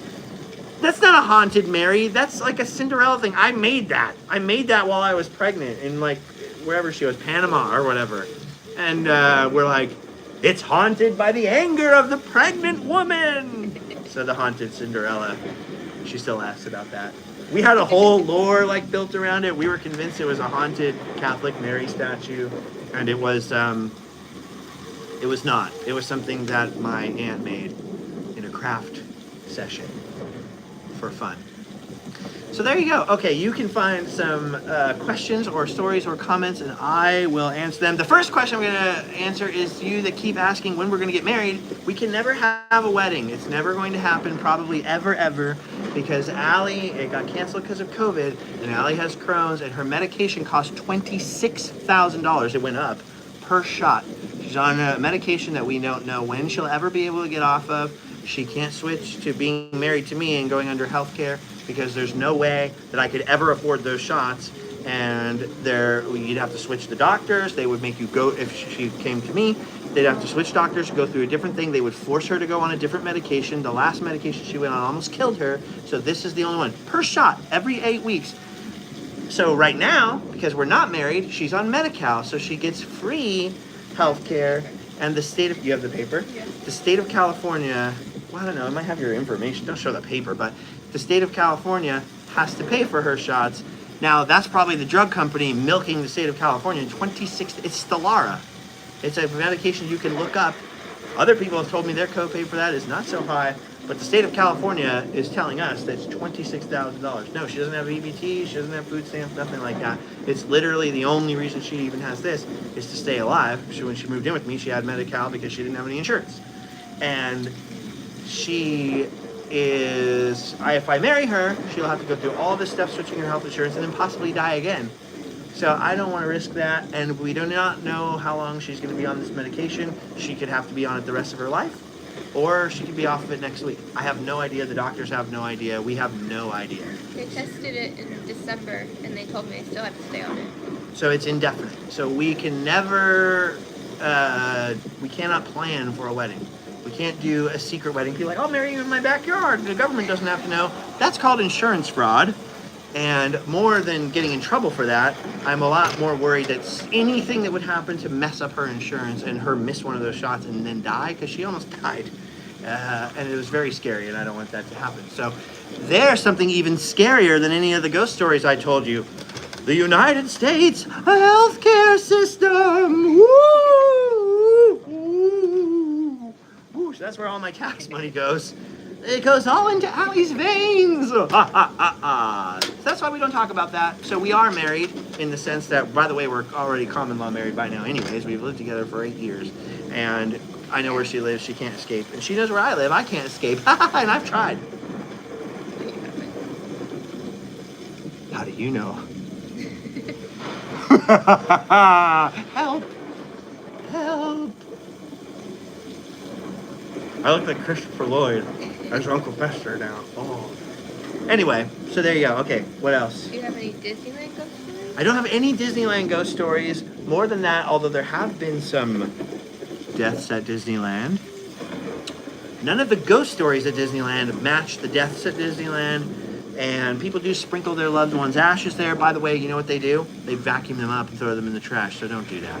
And they do check the cameras, and they will vacuum up your relative and throw them away. However, I'll tell you this, and I won't tell you how I know it. At Disney World in the Haunted Mansion, sometimes when people throw their loved one's ashes, they also throw like a little picture or a little note. There is, and it's cast members, it's not an official thing, so don't spread this around on rumor websites or whatever. There is a thing in the Haunted Mansion that contains those items of people's loved ones, which is creepy. The cast members do it as like a respect thing, even though they have to vacuum up the ashes. So don't do that. So no, I don't have any other Disney ghosts, but I think the Disney Mansion ghosts make up for that. I don't have any Disneyland ghosts. See, someone asked, do you think they're ghosts or timelines bleeding into each other? I'm assuming there's probably a lot of questions like that. I have no idea. I would have told you, I have no idea. Could it be spirits? Could it be evil spirits? Could it be energy left over, like an imprint on a place? I don't know. I kind of feel like when I pick up old guitars and old antiques, maybe this is my overactive imagination, I always feel like there's like a soul to the things, to objects. I feel like there's energy trapped in them from the previous owner or something. Now, maybe that's my own superstition in my own brain, but I kind of think places can be like that too. So my instinct, not my scientific logical brain, but my instinct, my heart wants to tell you that, like, I think people leave an impression on things, and events leave an impression on things. And I don't know much about the afterlife because I've never been there. My friend Tyler Evans always said this about the supernatural. He goes, listen, man, I don't believe in any of the supernatural. But at the same time, I feel like the supernatural is like a pond. It's like this beautiful pond. You're out at night and it's the dark of night and you stumble across this pond and it's placid. Not a wave on the pond. Just don't throw anything in it. Why would you want to throw a rock in it and see if there's a monster in the pond? Just leave it alone. Why would you get in it and go first? Just leave it alone and it'll leave you alone. I thought, that's genius. Then I realized he's probably thinking of Lord of the Rings when they're out in front of the Moria and the water and the monster. But leave it alone. Fool of a toque. What do you think of the Universal Monster animatronics? Dude, those Universal Monster animatronics, by the way, oh, you got to find Edwin Drood's true story because I saw that go by. Those Universal animatronics are insane. If that was not AI or some kind of altered footage, that is freaking insane, next level. I wish they looked exactly like Boris Karloff, and I wish they didn't like kind of modernize the look. That's just a personal nerd thing. But the freaking Epic Universe stuff looks like next level out of control. And I feel like Disney kind of messed up. It's Halloween, so I can tell you guys my pure, honest thoughts on this. I feel like Universal was like, we should be more like Disney, and they did Harry Potter, right? Disney panicked and went, oh my gosh, they're doing Harry Potter, that's going to be huge, they're doing our thing. Let's do their thing. They start charging for fast passes, and they're doing all this stuff. Let's add on lands and rush them to completion to compete with Universal. But like, if they had just kept the one ticket that gave free fast pass and all this stuff, they'd be premium forever. Now they've turned themselves into Universal. They're doing the weird $400 lightning lane per person at the thing and the thing. And I think whoever's there, and they have this weird competition with Universal, like, you don't ever need to compete with Universal. Just be Disney. Do things organically. Do things because they're creative and fun, and go to the next level and dream like Walt. Don't be like, they're doing this, so quick, grab a Star Wars land, rush it to completion. Oh, they're making money on upselling people on tickets in front of the lines up. We should do that too. We can milk the customer. Like, no. What made Disney different is that it was a little more expensive, but it was a premium product, all inclusive. You bought that one ticket. You had the whole smorgasbord. You had the free fast pass built into it. You had all the stuff. That's what made them supreme. If they're just going to be just like Universal and every other theme park with all the upgrades and the tickets and the levels and the things, and if you're rich, you have a better experience, then Universal's going to beat them because they're coming up with some crazy looking stuff, dude. And so many great Imagineers and people that I really look up to that used to work for Disney were sick of working for Disney on these weird projects with all the IP and getting nickel and dime to low budgets and no maintenance budgets. They went to work for Universal Creative and they're knocking it out of the park. It's insane. So I hope that Disney tries to compete again by once again being the premium product, by going for the nostalgia and the childhood again, and not trying to do all the modern flashy stuff. But we'll see. Or getting rid of Rivers of America. Or getting Rivers of... Oh, don't even talk about Rivers of America. It's Halloween. This is supposed to be a happy day. Okay. So here's the true story. I can't read because I don't have my glasses. You have to read it out loud. On a long drive across country... True story. On a long drive across country, the car started to die. Pulled into a gas station. You gotta hold it farther away. A guy walked up to a car, called me by name, and said, "Don't stop here. The car will make it. Good spirit." I love that. Hey, this might die. This live stream might die. It's really hard to find regular comments, so this is why Super Chats exist. You don't have to do it. We're looking through the regular ones. But if you want it to be guaranteed to be seen, I guess that's the way to go. Do you always want to live in California? I do not always want to live in California. If I could leave right now, if I won the lottery, I'd probably live in a cabin in New Hampshire. But if I could leave right now, I would love to live in Gettysburg. I always wanted to live in Hannibal, Missouri, but I don't think that she would want to live there. But I would love to live in Gettysburg. And there are lots of spooky ghost stories in Gettysburg. But as my friend... as actually Adams County historian, what's his name? Tim, I'm forgetting your last name, Tim, I'm sorry. As he would say, or as my friend Gary Edelman would say, you notice that the ghosts are never on the battlefield? It's because they're not allowed to do ghost tours on the battlefield. They're only allowed to do ghost tours in the town, so there's only ghosts in the town. But for some reason, the battlefield's not haunted. Strange that, isn't it?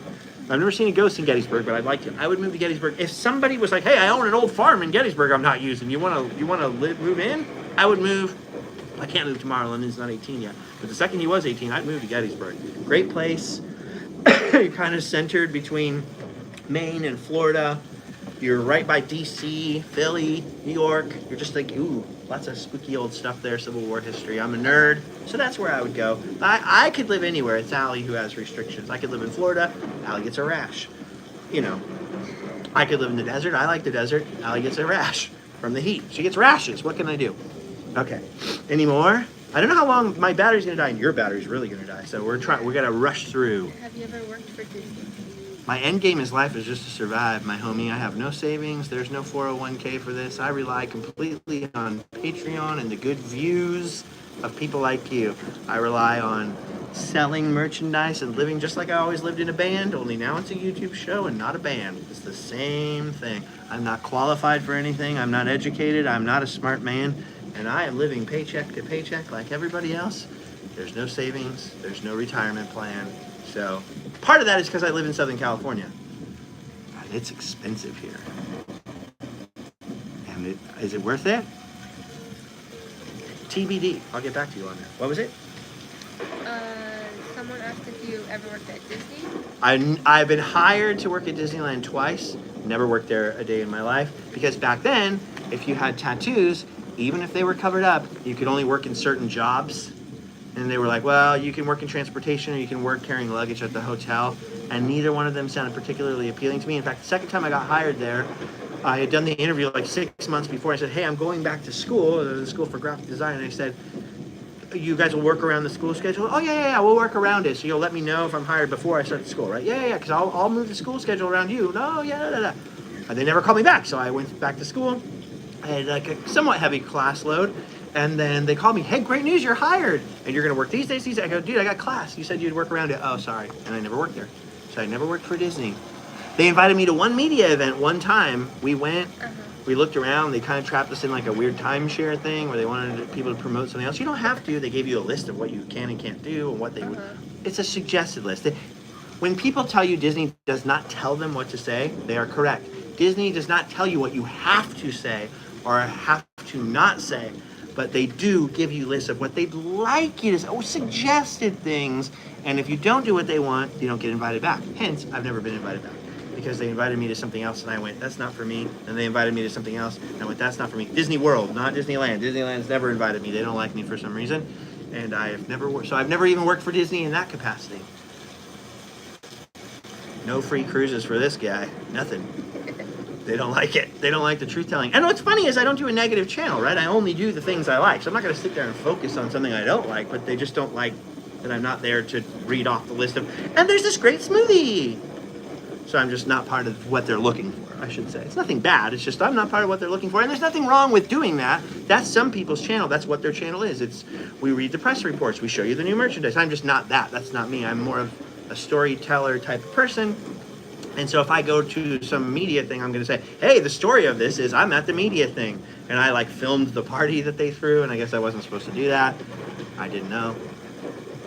I told everyone, hey, they offered to pay for my flight, but I already have my own flight. And they didn't like that. So I was never invited back. Don't know why. It's never happened. They don't like the truth. Come back to Crescent City, says Matthew Hildebrandt, and visit our haunted lighthouse at low tide. Dude, I would love to do that. Crescent City, California, right? Yeah. Because didn't we try to go to the lighthouse and the tide was up and we couldn't go or something? I would love to stay in a haunted lighthouse. I'm not opposed to staying in haunted places. In fact, there's a haunted room at Castle Park in Riverside, supposedly, and I really wanted to stay there, but they changed their like kind of PR people, and so I don't know who's in charge right now, but I'd love to make that happen. If you have an old haunted church or a haunted, I'll go stay in it. I'll go sleep there with Allie. I'll try to get fake Tyler to sleep there too if it's close enough. But I'm game. I'm down to check it out. But I'm not the Walt Disney. I mean, I would do it if I could live stream it or something and all of you guys could be there like this. That's probably the only way I would do it. And with at least 2 other people with me. I would never do that alone. No way. No way. Okay. Have you been to all 50 states? I have been to 49. This is the worst story of all. This is the worst story of the whole night. I've been to 49 states. There's only one state I haven't been to, and it's Alaska. It's always everybody's 50th state, it seems like. And Adam and I have both never been to Alaska. Adam the Woo's been in 49 states. I've been in 49 states.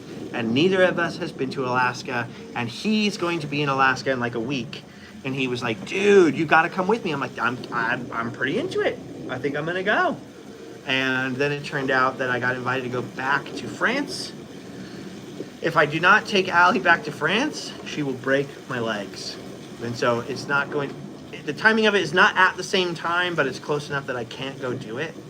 And he's going full winter, which I'm terrified of winter. If there's one thing I'm more afraid of than ghosts, it's winter.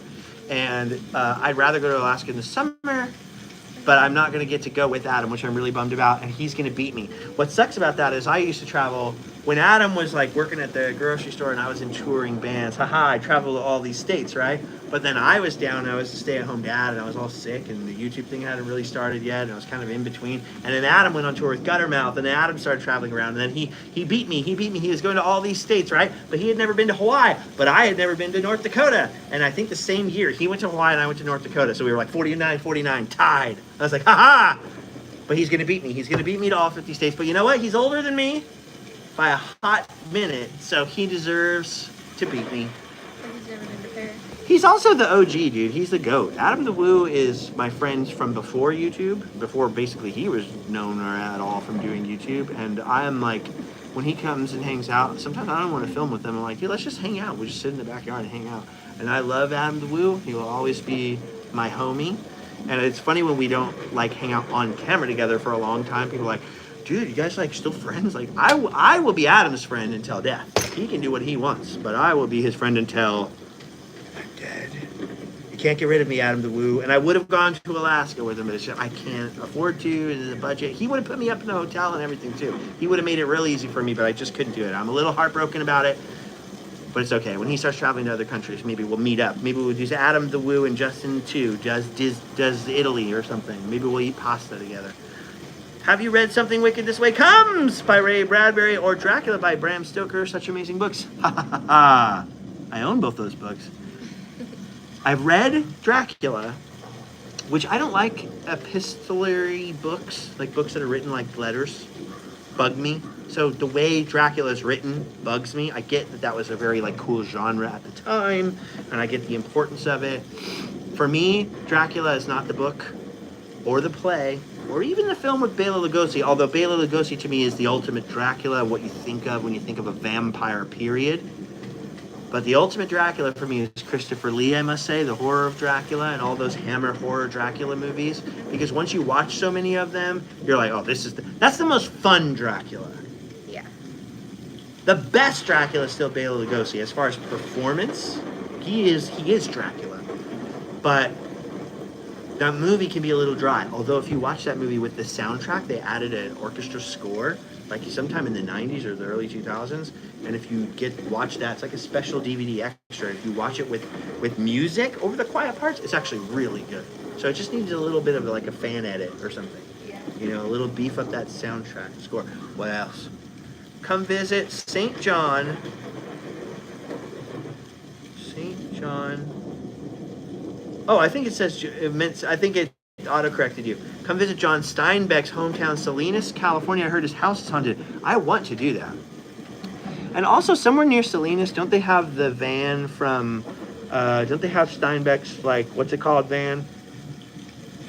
Rosita? What's the name of that van? Travels with Charlie.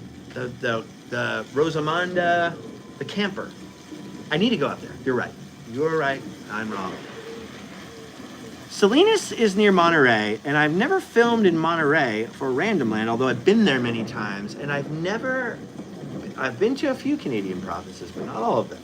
I've been to Ontario and I've been to Vancouver. I saw that one out of the corner of my eye. What was I talking about before? Oh, Monterey, California. And I'd like to film there and do some Cannery Row stuff, but I don't know as much about that area. And the hotels are always expensive up there, and I can never stay long. And I need to find somebody who is like, hey, I own a campground or something that I could just sleep at for free for a few days. And I need someone to give me a tour one day. Maybe not even on camera, just like someone to go, dude, this and this and this little sneaky thing. But they keep inviting me there to film that pirate thing. Or is that at the Pier 39 in San Francisco? Something. Oh, I'm getting mixed up. Okay, is there more? Someone said go to the catacombs in Paris. Catacombs in Paris! Always sold out every time I go. And they're sold out this trip too. Yeah, they're always sold out in advance, and we never know we're going in advance, so we never get them. Yeah, the days that we have for it. And I don't know exactly what days they're going to be, but all the date ranges I checked, they're going to be full. Winchester Mystery House, I saw somebody mentioned. Yeah, the Gary Oldman Dracula movie is a movie I really want to like. Somebody mentioned that. And I want to, because I love Winona Ryder. We have an understanding about Winona Ryder. I love Winona Ryder. What? And I like Jonathan Depp, and I like Gary Oldman, but that movie doesn't do it for me. It doesn't quite do it for me. Christopher Lee. What was I talking about before that? Something else. Something I forgot. Something Halloween related. What happened to the fog? The mists of time have stalled. Our entire house was all fogged up. Our entire house. Good thing we don't have any smoke detectors. That's not true, but I don't know why they don't go out for fog machines. Why is this? Ooh, the veil of darkness is upon me, my friends. Now I look like I'm in The Others. Mommy! You do. Mommy! Who's that old lady grabbing me? That's the scary. By the way, thanks to Allie, I've seen a lot of horror movies. Too many. More than I ever wanted to or ever want to see again. Allie will watch the gross ones. She'll watch the demony ones. She'll watch the, like, really bad. No one should watch them once.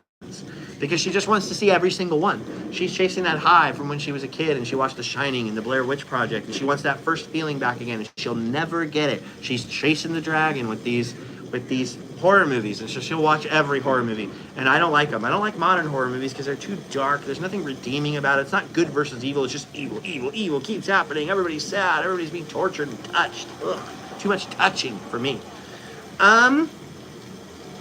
But the scariest, so when I say the two scariest movies that I think are the most scary to me, that give me the most nightmares, I have seen quite a bit of other actual scary movies. So don't think it's not because I haven't seen scary horror movies. It's just for whatever reason, these two psychologically bore into my brain. One is The Grudge. I'm not even talking about the Japanese version. I'm talking about the Sarah Michelle Gellar version. For whatever reason, a couple visuals in that particular movie have traumatized me for life. Specifically when the chick comes up the bed. That shouldn't even be scary. That's so stupid. She's coming up the bed sheet. Oh no, she's under my blanket. That's the scariest, for whatever reason, that's the scariest thing I've ever seen.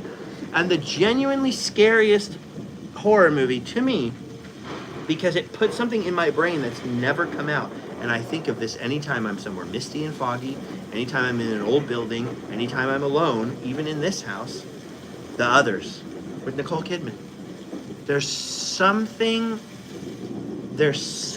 about the idea that, like, you're the ghost and you don't know, and then the people. Sixth Sense was scary in that way too. Certain scenes in the Sixth Sense when he gets locked under the stairs, scary. So I get scared by the movies that aren't supposed to scare you. I go see Long Legs or something like that, and I just get mad. I'm like, this is stupid, and I get angry, and I'm like, what was the point of that? That movie makes me particularly angry. The cinematography was, I grant you, beautiful, but the story made me so angry. I don't want to get into it with you, but it made me very, very angry. But The Others, if you've never seen The Others, go watch it. It's very scary. You've had time to see it, so I really shouldn't have given spoilers, but sorry. But that movie scared me. Also, Mr. Boogedy when I was a kid. Have you ever seen Mr. Boogedy? And Blackbeard's Ghost? Those Disney movies, those were very scary when you were a kid. Very, very scary. Anything else? Anybody else? Because Allie's phone is getting, dude, what percentage is that? 2? 15. Oh, it looks like nothing. I don't have my glasses. Allie, what's it like watching horror movies with Justin? Is he screaming in fear? LOL. I'll be right back. I need to find my scary accessories. No. He doesn't really like scary movies. No, he doesn't watch a lot of them. He came in the room when I was watching Terrifier and he was like freaked out. Like this was his face. He was just like, what are you watching? Ooh, I'm coming back through the darkness with the scariest accessory of them all. Old age. Okay. You got your glasses. I can't read. Come to Boise, Forest, my BFA show next year. I don't know what a BFA show is, Andrew. My friend Andrew's Shake and Bake. That was his nickname. Other people gave him that nickname because apparently he had a seizure one time or something. And they said he was like shaking like Shake and Bake. I did not know that. I just was told his nickname was Shake and Bake, so I always called him that. Then I felt bad. He's like, oh, I'm used to it. Is that true, Andrew, or did I just make that up? Or was that just a rumor and it wasn't true? But everyone used to say that was why I got the nickname, and I feel bad. But Shake and Bake used to work at Pizza Port, and I used to hang out with Shake and Bake all the time. Now Shake and Bake lives in a van in Boise, Idaho. Or he has a cool van, I don't know if he's living in it. Ever been to Old Town San Diego? Yes. The last time I went there was with London in 2016, and I need to go and actually film some stuff there. San Diego's another place I need to spend some time in. My friend Ken Stack is always on my case about not going to San Diego. What? We're going to go to Maine to see Stephen King. We do have to go to Maine. The nicest thing that anyone ever did. Dude, you don't know how much I travel to someplace and I'm going through quickly because I don't have the money to stay for a long time and hotels are what they are now post-COVID. I'm blasting through someplace, and after I upload the video, people will go, "Hey dude, I own an Airbnb." The number of times someone has told me they own an Airbnb after I've gone somewhere that I know I'm not going back to for like years, I'm like, oh. But every time I say, hey, I might be going to this area, crickets. It doesn't work the other way around. But the nicest thing anyone ever did, one time we were in New Hampshire, I took Allie for like a few days, so all we could afford. We could afford one night up there because the hotels during the leaf peeping season get really expensive. It was seriously $500 for one night. And it wasn't even that nice of a hotel. And this lady reached out to us, who turned out to be the nicest person that we've ever met, and was like, hey, I own a cabin, like a vacation cabin up there. My family has a cabin up there near Lake Winnipesaukee. If you guys want to go up next year, you can use my cabin as long as you want. And we got to go and stay for what, like 10 days, 12 days, or 2 weeks or something? You stayed for 2 weeks? It was like 2 weeks. And we were like, well, we'll stay in the cabin. We'll probably dip out and go to other hotels. We never even went to another hotel. It was so nice. And it's just like a rough, like it's a cabin in the forest. Like it's like a little lake cabin, you know? It's not like ultra luxury, but it was super nice. And she made it all cozy, and it was like, oh, it was the best. And we had the most fun we've ever had, because I've never taken a vacation. I can't afford stuff like that. But when we were there, stuff kept happening that made it where I couldn't film every day. And so I was kind of forced to almost have some vacation days. And then I had planned a few days where we were just going to do nothing but drive around for Allie and see leaves. Yeah. And that was the actual most fun I've ever had. And she was so nice. And she said we could go back and use it again, but I'm like shy about asking and shy about... I'm really shy. People do offer me to help me sometimes, and I'm very shy about taking them up on it. Anyway, it's very hard to find things through here. No wonder everybody uses it. When I heard of Super Chats, I was like, that's the stupidest thing I've ever heard of. No one's going to do that. Why would they do that? And then when you go to the comments, it's really hard to find them. So now I totally understand and I get it. And now I've used them myself. Do I still own the van? Yes, I do. And it needs to be rewired. And I cannot get any auto electrician to touch it because it's one of those conversion vans and it's from 1998. And it's also been altered post-conversion van and nobody has any schematics for it. So no shop will touch it. No one will touch it. So it's... The windshield wipers don't work, the radio shorts out. It'll still drive, it'll pass smog, the engine's all right. It makes noises, but it's, you know, it'll work. It kind of leaks a little bit. It's not the nicest van in the world. I'd push it in the ocean, but it's got stuff in it, you know, so I've still got it. Anybody want to buy it, I'll sell it to you for $6,000 and you can take it away. Probably it'll sit there until it rots and then Cars for Kids has to take it away. But, you know. Come to Hannibal, hit me up and let's go geode hunting in Keokuk. Not your normal adventure, but it would be fun. I will do that. Stay in touch. Next time I talk about going on a road trip, I always find a way back to Hannibal. I love Hannibal, Missouri so much. Hunting Rocks is the person's name. I love that. Hunting Rocks. I've never gone geode hunting. I did not know there were geodes in Keokuk. I've only been to Keokuk once because I had to drop off Dave Jailhouse, who I wrote about in my book. By the way, I have a book. Do we still have one over here? There was one sitting here forever. Tales from Randomland, and I had to drop him off at the Keokuk airport. He was like, oh yeah, you gotta take me to the Hannibal airport. No, it wasn't Keokuk, it was Quincy. I'm thinking of Quincy. Keokuk is where Walt Disney, Mark Twain's mother lived in Keokuk. Keokuk's in Iowa. I was thinking about Quincy. I didn't know Keokuk had geodes. I would love to see this. Okay, let me find some random. I'm watching your live stream while doing a Route 66 puzzle. Cheers, good luck with the puzzles. Any ghost stories? I just told all of my ghost stories. So you have to go back to find them. Winona doesn't hold a candle to you, Allie. It's easy to see why you two love each other. That's true. Do you mean her and Winona, or do you mean me and her? But yes, well, it's easy to see why I love her. It's harder to see why she loves me, but she does. I can't help it. She loved me first, and more harder. Are you excited for Epic Universe in the Classic Monsters area? Heck yes, I am. See, there's the book. Ooh, Out of the Mists. And you can read about some of my Hannibal misadventures in here. But there's nothing about Keokuk in here, so it actually didn't turn out to be relevant. So shameless plug for the book, which I only have a few boxes left of, and then I don't think I'm reprinting it. I think it'll just be sort of Kindle or digital print or something after that. So if you actually want a physical copy that I printed myself, and I will sign and personalize it for you, they are available on our website. You can get it before Christmas. I'll sign it just like that, and then I'll put a little inscription in there if you want to. But what was the question again? I forgot. Epic Universe Classic Monsters area. Very excited for that. Those animatronics look insane. Hey, thank you, Red Prepper. Red Prepper, I like that. That's actually very funny. Andrew, you got to come visit to get your copy, or I have to actually go up to Boise, as they say. Boise. Allie over Winona. Of course, that's why Allie's here, not Winona. You don't think I could have got Winona if I wanted her? Just kidding. I did see Winona Ryder on Hollywood Boulevard recently, though. She still looks great. And Allie agrees with me. Does Allie have any ghost stories?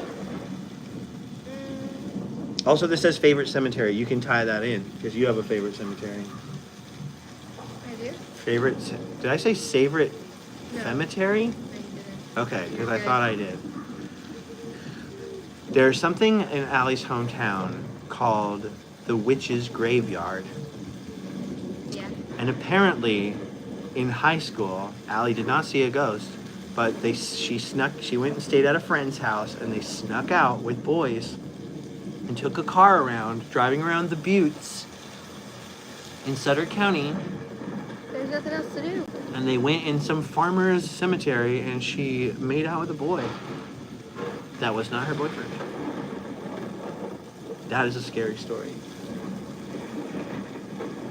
Dun dun dun! She got in big trouble.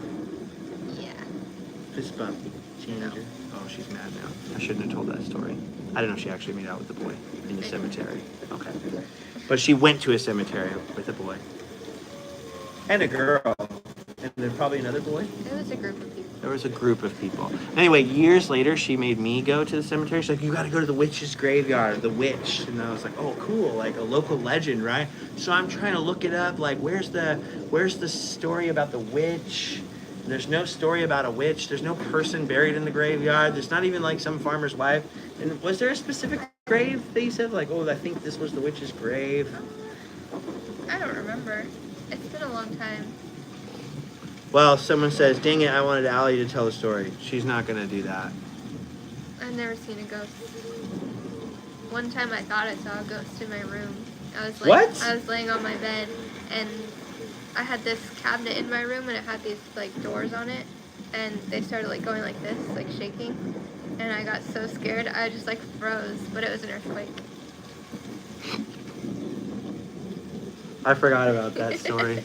I forgot that she was like, this one time I think I got up and I ran out of my room. I think I heard this story before, and you were telling me, and I was like, oh my gosh, and things were moving, and there was a poltergeist, and it was an earthquake. Yeah. What's a scary Justin story? I don't know. The audiobook thing, I just have not had time. And every time that I have had time, it's because I was sick, and that's not going to sound right. So I still need to do the audiobook. It will come, and it will happen. And it will probably be expensive, because apparently Apple makes you price things hecka expensive, so I'm going to see what I can do. It's hard. It turns out it's hard to read your own book. Because okay, so full disclosure, I did start recording it, but I was using the copy of the book, and then it was making all these page noises. And my idea was like, it'll be funny if I keep in all the mistakes, right? I'll just keep in the ums and the and then I said that wrong, and just keep that stuff in. It'll be funny. But turns out it's not funny. There's a reason why they edit all that stuff out, and it happens quite frequently. Like when you listen back, you're like, oh, this isn't funny or charming or feel more real. It just feels annoying. So like, dang it. Then the page noises were really annoying, and I was like, okay, I gotta get an iPad. I don't own an iPad. And I was borrowing one from my dad, but then he needed it back, and I was like, I just need to get an iPad. And I bought a little music stand for the iPad, and then the room was too loud, so then I had to get a little, like a foam thing, so that, okay, I deaden the sound, and I have the professional mic. I've got everything I need now. I just don't have any time. And then I ran out of time, and then it's like, this has already been out. The Kindle version was already out. This has already been out. People already read it, and then I just lost the motivation. So eventually I'll get the ADD hyperfixation on it again, and it'll probably take me 5 days, and I'll just do it.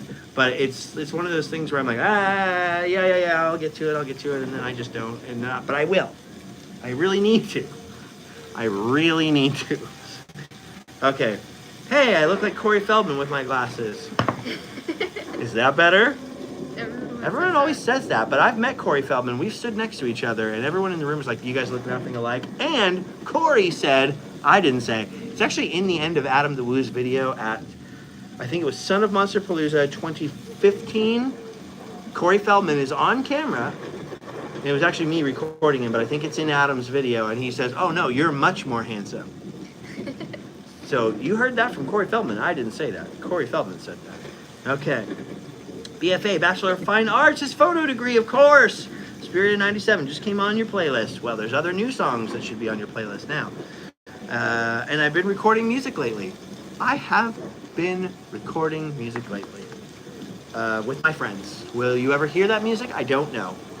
But if you want to hear 2 songs that we recorded in 2015, or 13 or 14 or whatever it was, that were released in 2020 on vinyl, they're now on iTunes. So you can go look that up. Perfect dictation demands great compensation.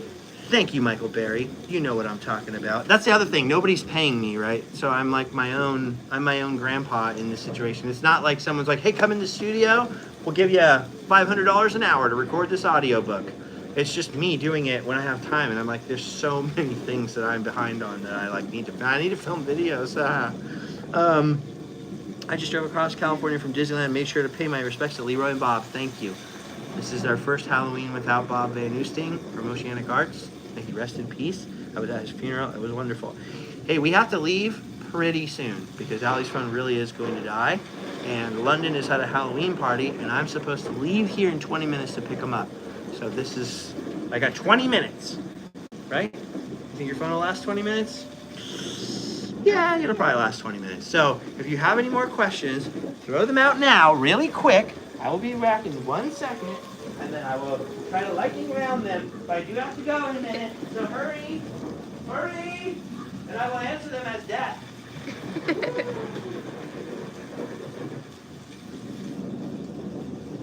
He does still play guitar.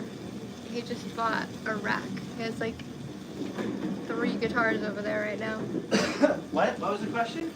Someone asked if you're still playing guitar. Yes! There are many fine guitars in here. Where's my face? Where's my other face? Here it is. When's your next live stream? I don't really do live streams. That's what I always say. I've only done 3 of them. And I only did this one because it was Halloween. And I missed all of you guys. And I wanted to hang out on Halloween and tell you all of my ghost stories. That was all of them. There are many guitars. Different guitars for different stars. Situations. I'm back!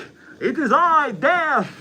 Do you have any more questions for me before I go back into the mists of time? Do you have any more questions?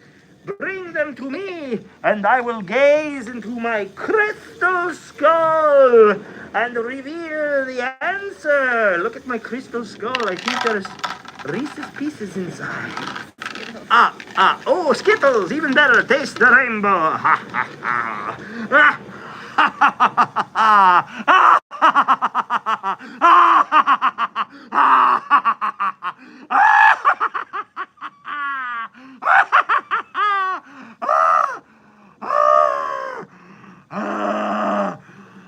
I took Randy the Randomland rat back to Transylvania, but he will return one day. Okay, what's the questions? And I will gaze into the crystal ball. Quick! Look into the land. Any underrated places or attractions in Anaheim you recommend? Any underrated places or attraction? Whoa, what happened? The lantern, it broke! The spirit is shining out! Ah! Ah! Ah! Ah! I don't know. Oh. Underrated places in Anaheim? No. Places in Anaheim are rated pretty fairly, I must say. I think Knott's Berry Farm is underrated, but it's not in Anaheim. And people go, yeah, I know about Knott's Berry Farm, but I don't want to go there. But to really appreciate Knott's Berry Farm, you got to know a little bit about the history and kind of care a little bit about Ghost Town and what it was originally supposed to be. Hello, Mika. This is something scary. She'll bite you. I don't know. Underrated places in Anaheim. There's lots of bars, tiki bars and things. There's Strong Waters in Anaheim, I think, right? There's the Packing District. You can go and do hipster burgers and stuff. But stuff that I really like in Anaheim, I will tell you what's an underrated attraction in Anaheim. technically it might be in Anaheim. I think it's actually on the border of Anaheim and Stanton, is the old Hobby City that's now Adventure City. But the parking lot still has original buildings from Hobby City. And I would say that's underrated because there's a half-scale White House or a quarter-scale White House. There's a tree, a building shaped like a tree that they used to sell teddy bears in. There's an old building that used to sell Cabbage Patch bears. It's not that exciting. It's like an abandoned attraction, kind of. But if you look up Adventure City, I'd say that. That kind of counts. That's an old favorite right there. Okay, what is next? I didn't even need to look into the skull for that one. Ah, yes. Tell me more, Mr. Skull. Look, it's my twin. Do we look like kin? Ah. I am Dr. Death. Dr. Deathman. That's my name, Dr. Deathman. Get used to my face. This beautiful face. Because you will see me once again. How many times would you... Pardon me, Death doesn't have such great eyeballs anymore. How many times would you say you've sworn in all your videos? I don't think I've sworn in any videos. They mostly edit them, or I have Allie watch them just to make sure there's no extra stub your toe and the bad words leak out. Also, my parents never swear, ever. It's all the rest of my family that swears like sailors, and my aunt's in here, and she can attest to that fact. Everybody else has got quite the gift of tongues, but not my parents. So I try to be respectful of my parents and keep it out. When London was little, I was helping film videos for somebody else, and he watched back the YouTube video I was editing for somebody else, and there was the F word in the video, and he was like, ha ha ha, and he repeated it, and I went, oh, let me just keep him out of my own videos too. And when I was little, I would get in trouble if I listened to cassette tapes or movies with swears in them. My dad would find out, and he'd smash them or get rid of them, and so I was like, I always want everybody to be able to have access to my stuff, but don't think that I don't swear. I want to say two things really quick, actually. One common misconception about me is that I'm somehow Mr. Positive. I've said this over and over again, but people don't hear this. The quest for positivity is one thing. I'm a naturally cynical, negative, depressed, sometimes grumpy person. And the reason the whole quest for positivity exists is because I am naturally cynical and negative and cranky sometimes. And I have chronic illness, and I'm sometimes in bad moods, and I get depressed. I struggle with depression and anxiety and things. I beat myself up more than I take it out on others. I guess you could put that as in the pro column. But I'm not Mr. Rogers.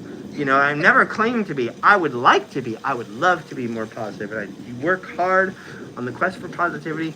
I only give the best part of myself to the videos. So I'm not going to swear or curse in the videos. This is the second misconception. But it's not like I don't do it in real life. Somebody once overheard me say a bad word, and they're like, he's not who you think he is. Like, I don't know who you think I am, but I use language like everybody else. It's just, I'm not going to put it on film for people's kids to repeat, you know. So I just, you know, keep it respectful. Do you swear in church? Do you swear at your mother-in-law's house? Some of you probably do. Some of you, the rest of you want to, but you don't. You hold it in. So I hold it in for those things, you know. So I try. Randomland. You should do Blue Ridge Parkway trip. I would love that. Things are tough now. Things are tough for everybody now. Listen, the first thing that goes away in an economy like this, times are tight for people. There's inflation. There's other things. It's an election year. Things are kind of crazy, right? People are not really being risky. And the first thing to go away is entertainment. So when I was in a band and the economy got tough for 2007, the first thing to go is people like, I'd love to buy your CD. I can't right now. So right now, Patreon, merchandise, sales, nothing. Everybody I know who's a small business, a small vendor, a creative person, an artist, anybody doing any of the kinds of things I do, right? That's all I do. Art, YouTube videos, all these things. They're all struggling right now super hard. But you don't want to be the first one to complain because you go, I'm so lucky. I have the coolest job. I have the coolest alley. I have a wonderful life. I don't want to complain. So you don't want to go out there and go, man, things are really tough for me. And things are tough for everybody, right? Or else they wouldn't be tough for me. Because when everybody else is doing good, they're like, hey, I'll take that Randomland pin. I'll support you on Patreon. I'll do this and that. But when times are tough, people look at the bills. They go, well, am I going to feed my family or am I going to pay this jerk with the Halloween mask? You know, so things are tough right now. But, you know, no matter what happens, I am still positive about the future. I'm hopeful about the future. I'm hoping that, you know, things are going to look bright and things will look up and things go through cycles, and I've been through some cycles before. So my point is that traveling is a little tough sometimes right now, I'm getting invited to France. That's why I'm going there. If I get invited to Florida, I'll go there. Right now, I don't have a lot of budget for like choosing where I go.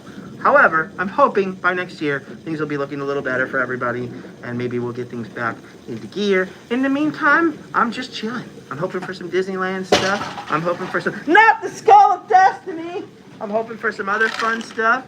So in the meantime, we're chilling like villains. We're chilling right here. So Blue Ridge Parkway, great idea. I would really love to do that. And I'd also love to go to Shenandoah Valley. But some of this stuff I'm saving because I want to move to Gettysburg. I don't think I'll ever get to do it, but I would love to move to Gettysburg. I would love to live in or near Gettysburg. Yeah. Beautiful place. Allie hasn't been yet. I really want her to go. A lot of this in Gettysburg. A lot of death. But yet for all that, it's a beautiful town, and I love all the people there, and I love all the Adams County people are so wonderful. I really love the people out there. It's just a great place. Pennsylvania, gorgeous. Absolutely gorgeous. Then I can be close to my uncle. Anyway, have I ever gone to the West Hollywood Halloween Carnival? No. In fact, I've lived in Anaheim I've either lived in Anaheim or a bordering city for 38 of my 41 years on this planet, right? And I have never, and my parents have lived here the entire time, in Anaheim my entire life, my brother and everything else. I have never been to the Anaheim Halloween parade. So I'm not a big parade person. I don't go seeking out parades and carnivals and things. Allie likes carnivals. Also, Santa Fe Springs, Norwalk, Orange County, LA, Santa Fe Springs. This is the Van Allen radiation belt. I try not to cross through to LA. It's the other side for me. I've spent a lot of time there. I grew up around here. But it's like, if I don't have to go through that traffic, it's the traffic is the reason that I don't. So, no, I've never been to that. That would be cool. I'd love to be a park ranger in Gettysburg, but you have to have a very good memorization for stuff like that to be a tour guide there. I don't have what it takes. I've talked to some successful guides, and some of the guides and park rangers there know me. I was there filming, and my favorite Civil War historian is a guy named Gary Edelman. Two R's. Garry Edelman. Adelmann, or whatever it is. Look him up. Fantastic. He works for America's Battlefield Trust. He is one of the greatest YouTubers I've ever seen, Facebook runners I've ever seen. Gary Edelman Civil War page, Facebook. He knocks it out of the park. One of the greatest Civil War historians, seriously, of all time. Just personable and funny. He tells stories like me. We both have the wacky waving, arm flailing, inflatable arms thing going on. I've been a big fan of his for years. I've never left a comment or anything like that. I was in Gettysburg when the van was broken down. I was walking around thinking, man, it'd be really cool if I could see Gary Edelman or one of those guys I'm a big fan of. And I ran into him and I go, Gary Edelman? And he turns around and goes, Justin Scarred? He'd already heard of me. And he's super friendly to me. He leaves me comments and I leave him comments and I send him my book. And he's written many a fine book that I'll probably purchase one eventually. Super nice guy, Gary Edelman. I think he lives near Gettysburg. I don't think he lives in Gettysburg. And then there's Tim, blanking on his name, who works at the Adams County Museum. I also ran into him. Fantastic guy. There's just wonderful people in Gettysburg. I love Gettysburg. Why am I talking about Gettysburg? I'm sorry. I took you off topic from Halloween. I'm just doing this until you tell me a question, Ali. Well, see, we're not professional live streamers. We don't do live streams very often. It's only these times like this when I had a little cold and I couldn't go outside to film. So I wanted to spend Halloween with those of you who'd had nothing else to do. All 400 of you. Ha ha ha ha. Ha ha ha ha.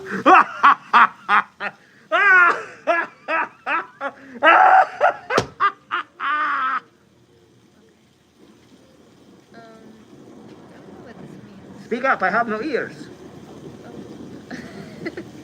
Someone said, what's the history on your parents' big bears? I love the situations they get themselves in. My parents' big bears? I don't know what that is. I don't know what that refers to. Me neither. They don't have any bears. Not live Yeah, bears. They have a couple of small chainsaw car bears. They're like this. My parents' big bears. I don't know. Maybe they mean your parents' big bears. My parents' big bears. My parents like going to Big Bear, That's what I was California. Happy Halloween, Pete! Happy Halloween. Kwapizki. I'm gonna say Kapowski, like Kelly Kapowski, until you correct me. Because I couldn't see it, because I don't have my glasses. Are you ever going to go to Six Flags? Am I ever going to Six Flags? I haven't been to Six Flags since I was like 17? Maybe 17. Yes, I'm going to Six Flags, but not for the reasons you think. I'm going as soon as Fake Tyler will go with me, and he has been dragging his feet. But Fake Tyler and I are going to Six Flags for a special reason. I want to go to Six Flags in Atlanta, too. You all know why. You know. You know. 3 a.m. Halloween on the East Coast. It's the witching hour. Don't you forget about dying. Don't you forget about your friend death. Ooh. Okay. Any more? Quick. Ever go to Casa Bonita? I've never been to Casa Bonita, but I have a friend who's moving to Denver, and maybe that will mean that I will spend some time in Colorado, Rocky Mountain. I've seen it rain and fire in the sky. That's something, poor man, if I've never seen an eagle fly. Rocky Mountain High, high in Colorado. Rocky Mountain High, high in Colorado. Country road, take me home. Oh. Have you been to Monet's house? I have never been to Claude Monet's house. Probably when we're in Paris, is we don't have any friends that live in Paris who can just like, hey, yeah, we'll give you a ride somewhere. And so we either have to take the train or the bus, and we're usually there for 5 days. You're hecka jet lagged. The first day you're meeting up with the people who brought you there. One day is usually Disneyland Paris, so we never even have time to meet up with people there. I used to go to be in Disneyland Paris for 3-4 weeks. So I'd have time to meet up with people and stuff, but we don't have any friends in Paris except the people we're going there with who are also staying in a hotel with us. So we don't have a car to like go to all these places, and there's no budget. Somebody's flying us there, and all our budget is basically food and Ubers to get around like in the city. So I haven't been down to Monet's house. Also, we're always there in the winter. If I had been there in the summer, I would have made Monet's house more of a priority, but I want to see the gardens when there's actually more to see and not when all the plants are dead. So that's the only reason I really haven't been out there, but part of the problem is we don't have like chums that are right there in town who are like, yeah, hop in the car, we'll go, you know. So I also haven't been to Versailles yet, but I want to go. Anything else? I'm starving too. Me too. I'm starving and I didn't eat any Halloween candy. Oh yeah, I'm hungry. I'm the hungriest skeleton in the world. Look at me, I'm wasting away. Look at how high my cheekbones are though. Whoa. High in Colorado, Rocky Mountain High. Have you been to Jimi Hendrix or Bruce Lee's grave? I have never been to Bruce Lee's grave or Jimi Hendrix's. Where is Jimi Hendrix's grave? Does anybody know? Nobody knows. It's just like the grave of Moses. Where is it? But I have been to Jim Morrison's grave in Paris with Allie, and I did not film it because there were a billion American hipster tourist ladies out there, and it was, can you push that? Because I can't reach it. I can't reach it, people! My phone's officially running out of batteries. I've got about, well, death waits for no man. So I have infinite time. I'm already dead. But, yes. So I've answered all. Did we answer at least everybody's? Thank you, those of you who did a little super chat. I tried to answer as many of the regular ones as I could. Hope you're getting enough oxygen under those masks. Not really, because the fog machine mostly. It's making me cough. In the Old West. And what else? Favorite childhood cartoon? Go, quick. Favorite childhood cartoon? I don't know. I have too many. Adventure Time. Kiki's Delivery Service. Spirited Away. Studio Ghibli. Does that count? My favorite childhood cartoon was probably Teenage Mutant Ninja Turtles. And then Batman, the animated series, which is just the most fantastic animated series of all time. How can you go wrong with that answer, right? It really was my favorite. Candy corn, yay or nay? Nay for May. Yay for hay. I could have a few. A few. I like them, but I can't eat a lot. Alright, I gotta go because the phone is dying.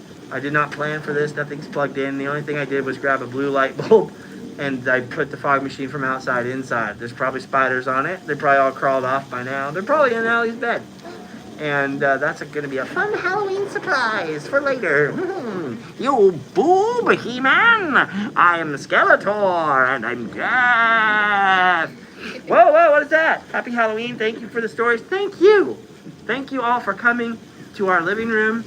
Thank you for hanging out. Thank you for joining me. It makes running the fog machine in the living room and probably getting drippy fog juice all over the walls worth it. I also put on some beautiful makeup thanks to my makeup assistant over here. It looks horrible because my hair and my face have been running on it. And I've had a cold for several days. I've just been down laying here. But I did see Elijah Wood the night that I got really sick. So yeah. I guess it made it worth it. Not for me. I've seen Elijah Wood before. I've actually seen Elijah Wood when we were recording Live Fast Die Poor, the album with The Scar. That's my old band. In North Hollywood, we went across the street to Tiki No. It's like a tiki bar in North Hollywood. It's not no tiki music, but the atmosphere is nice. We went in there and it was like, hey, Elijah Wood is DJing. That's weird. It wasn't a big deal to me, but Allie loves Elijah. She's dressed as an Elijah Wood. She loves Elijah Wood, so we saw him the other day and she was very happy. I'm now going to leave because I need to go to the restroom. There's nothing romantic about that. There's nothing... Yeah, I'm not one of those YouTube things that thinks he's cool. I know I'm not cool. I'm just a regular person, and much like every other regular person, I gotta use the restroom. And also, time's up. So, thank you for hanging out. Thank you for everyone who left a super chat and a regular chat and just hung out to chat and listened to chat and wants to chat and wants to go home or sleep well. I'm going to post a picture of me and Allie like this saying Happy Halloween on Instagram right now. Happy post-Halloween. Happy November, really. And leave me all your comments and questions that you didn't get out into this live stream over there, and I'll try to answer them as best I can. But we have to go right now because it's 11:59. Halloween's over. Go home and sleep well. Allie, you got to push that button right there. She's about to kill the live stream. This one? Up there at the top, right Oh. there. We gotta go. We have to go. I really gotta go to the bathroom. I need to eat food too. I'm hungry.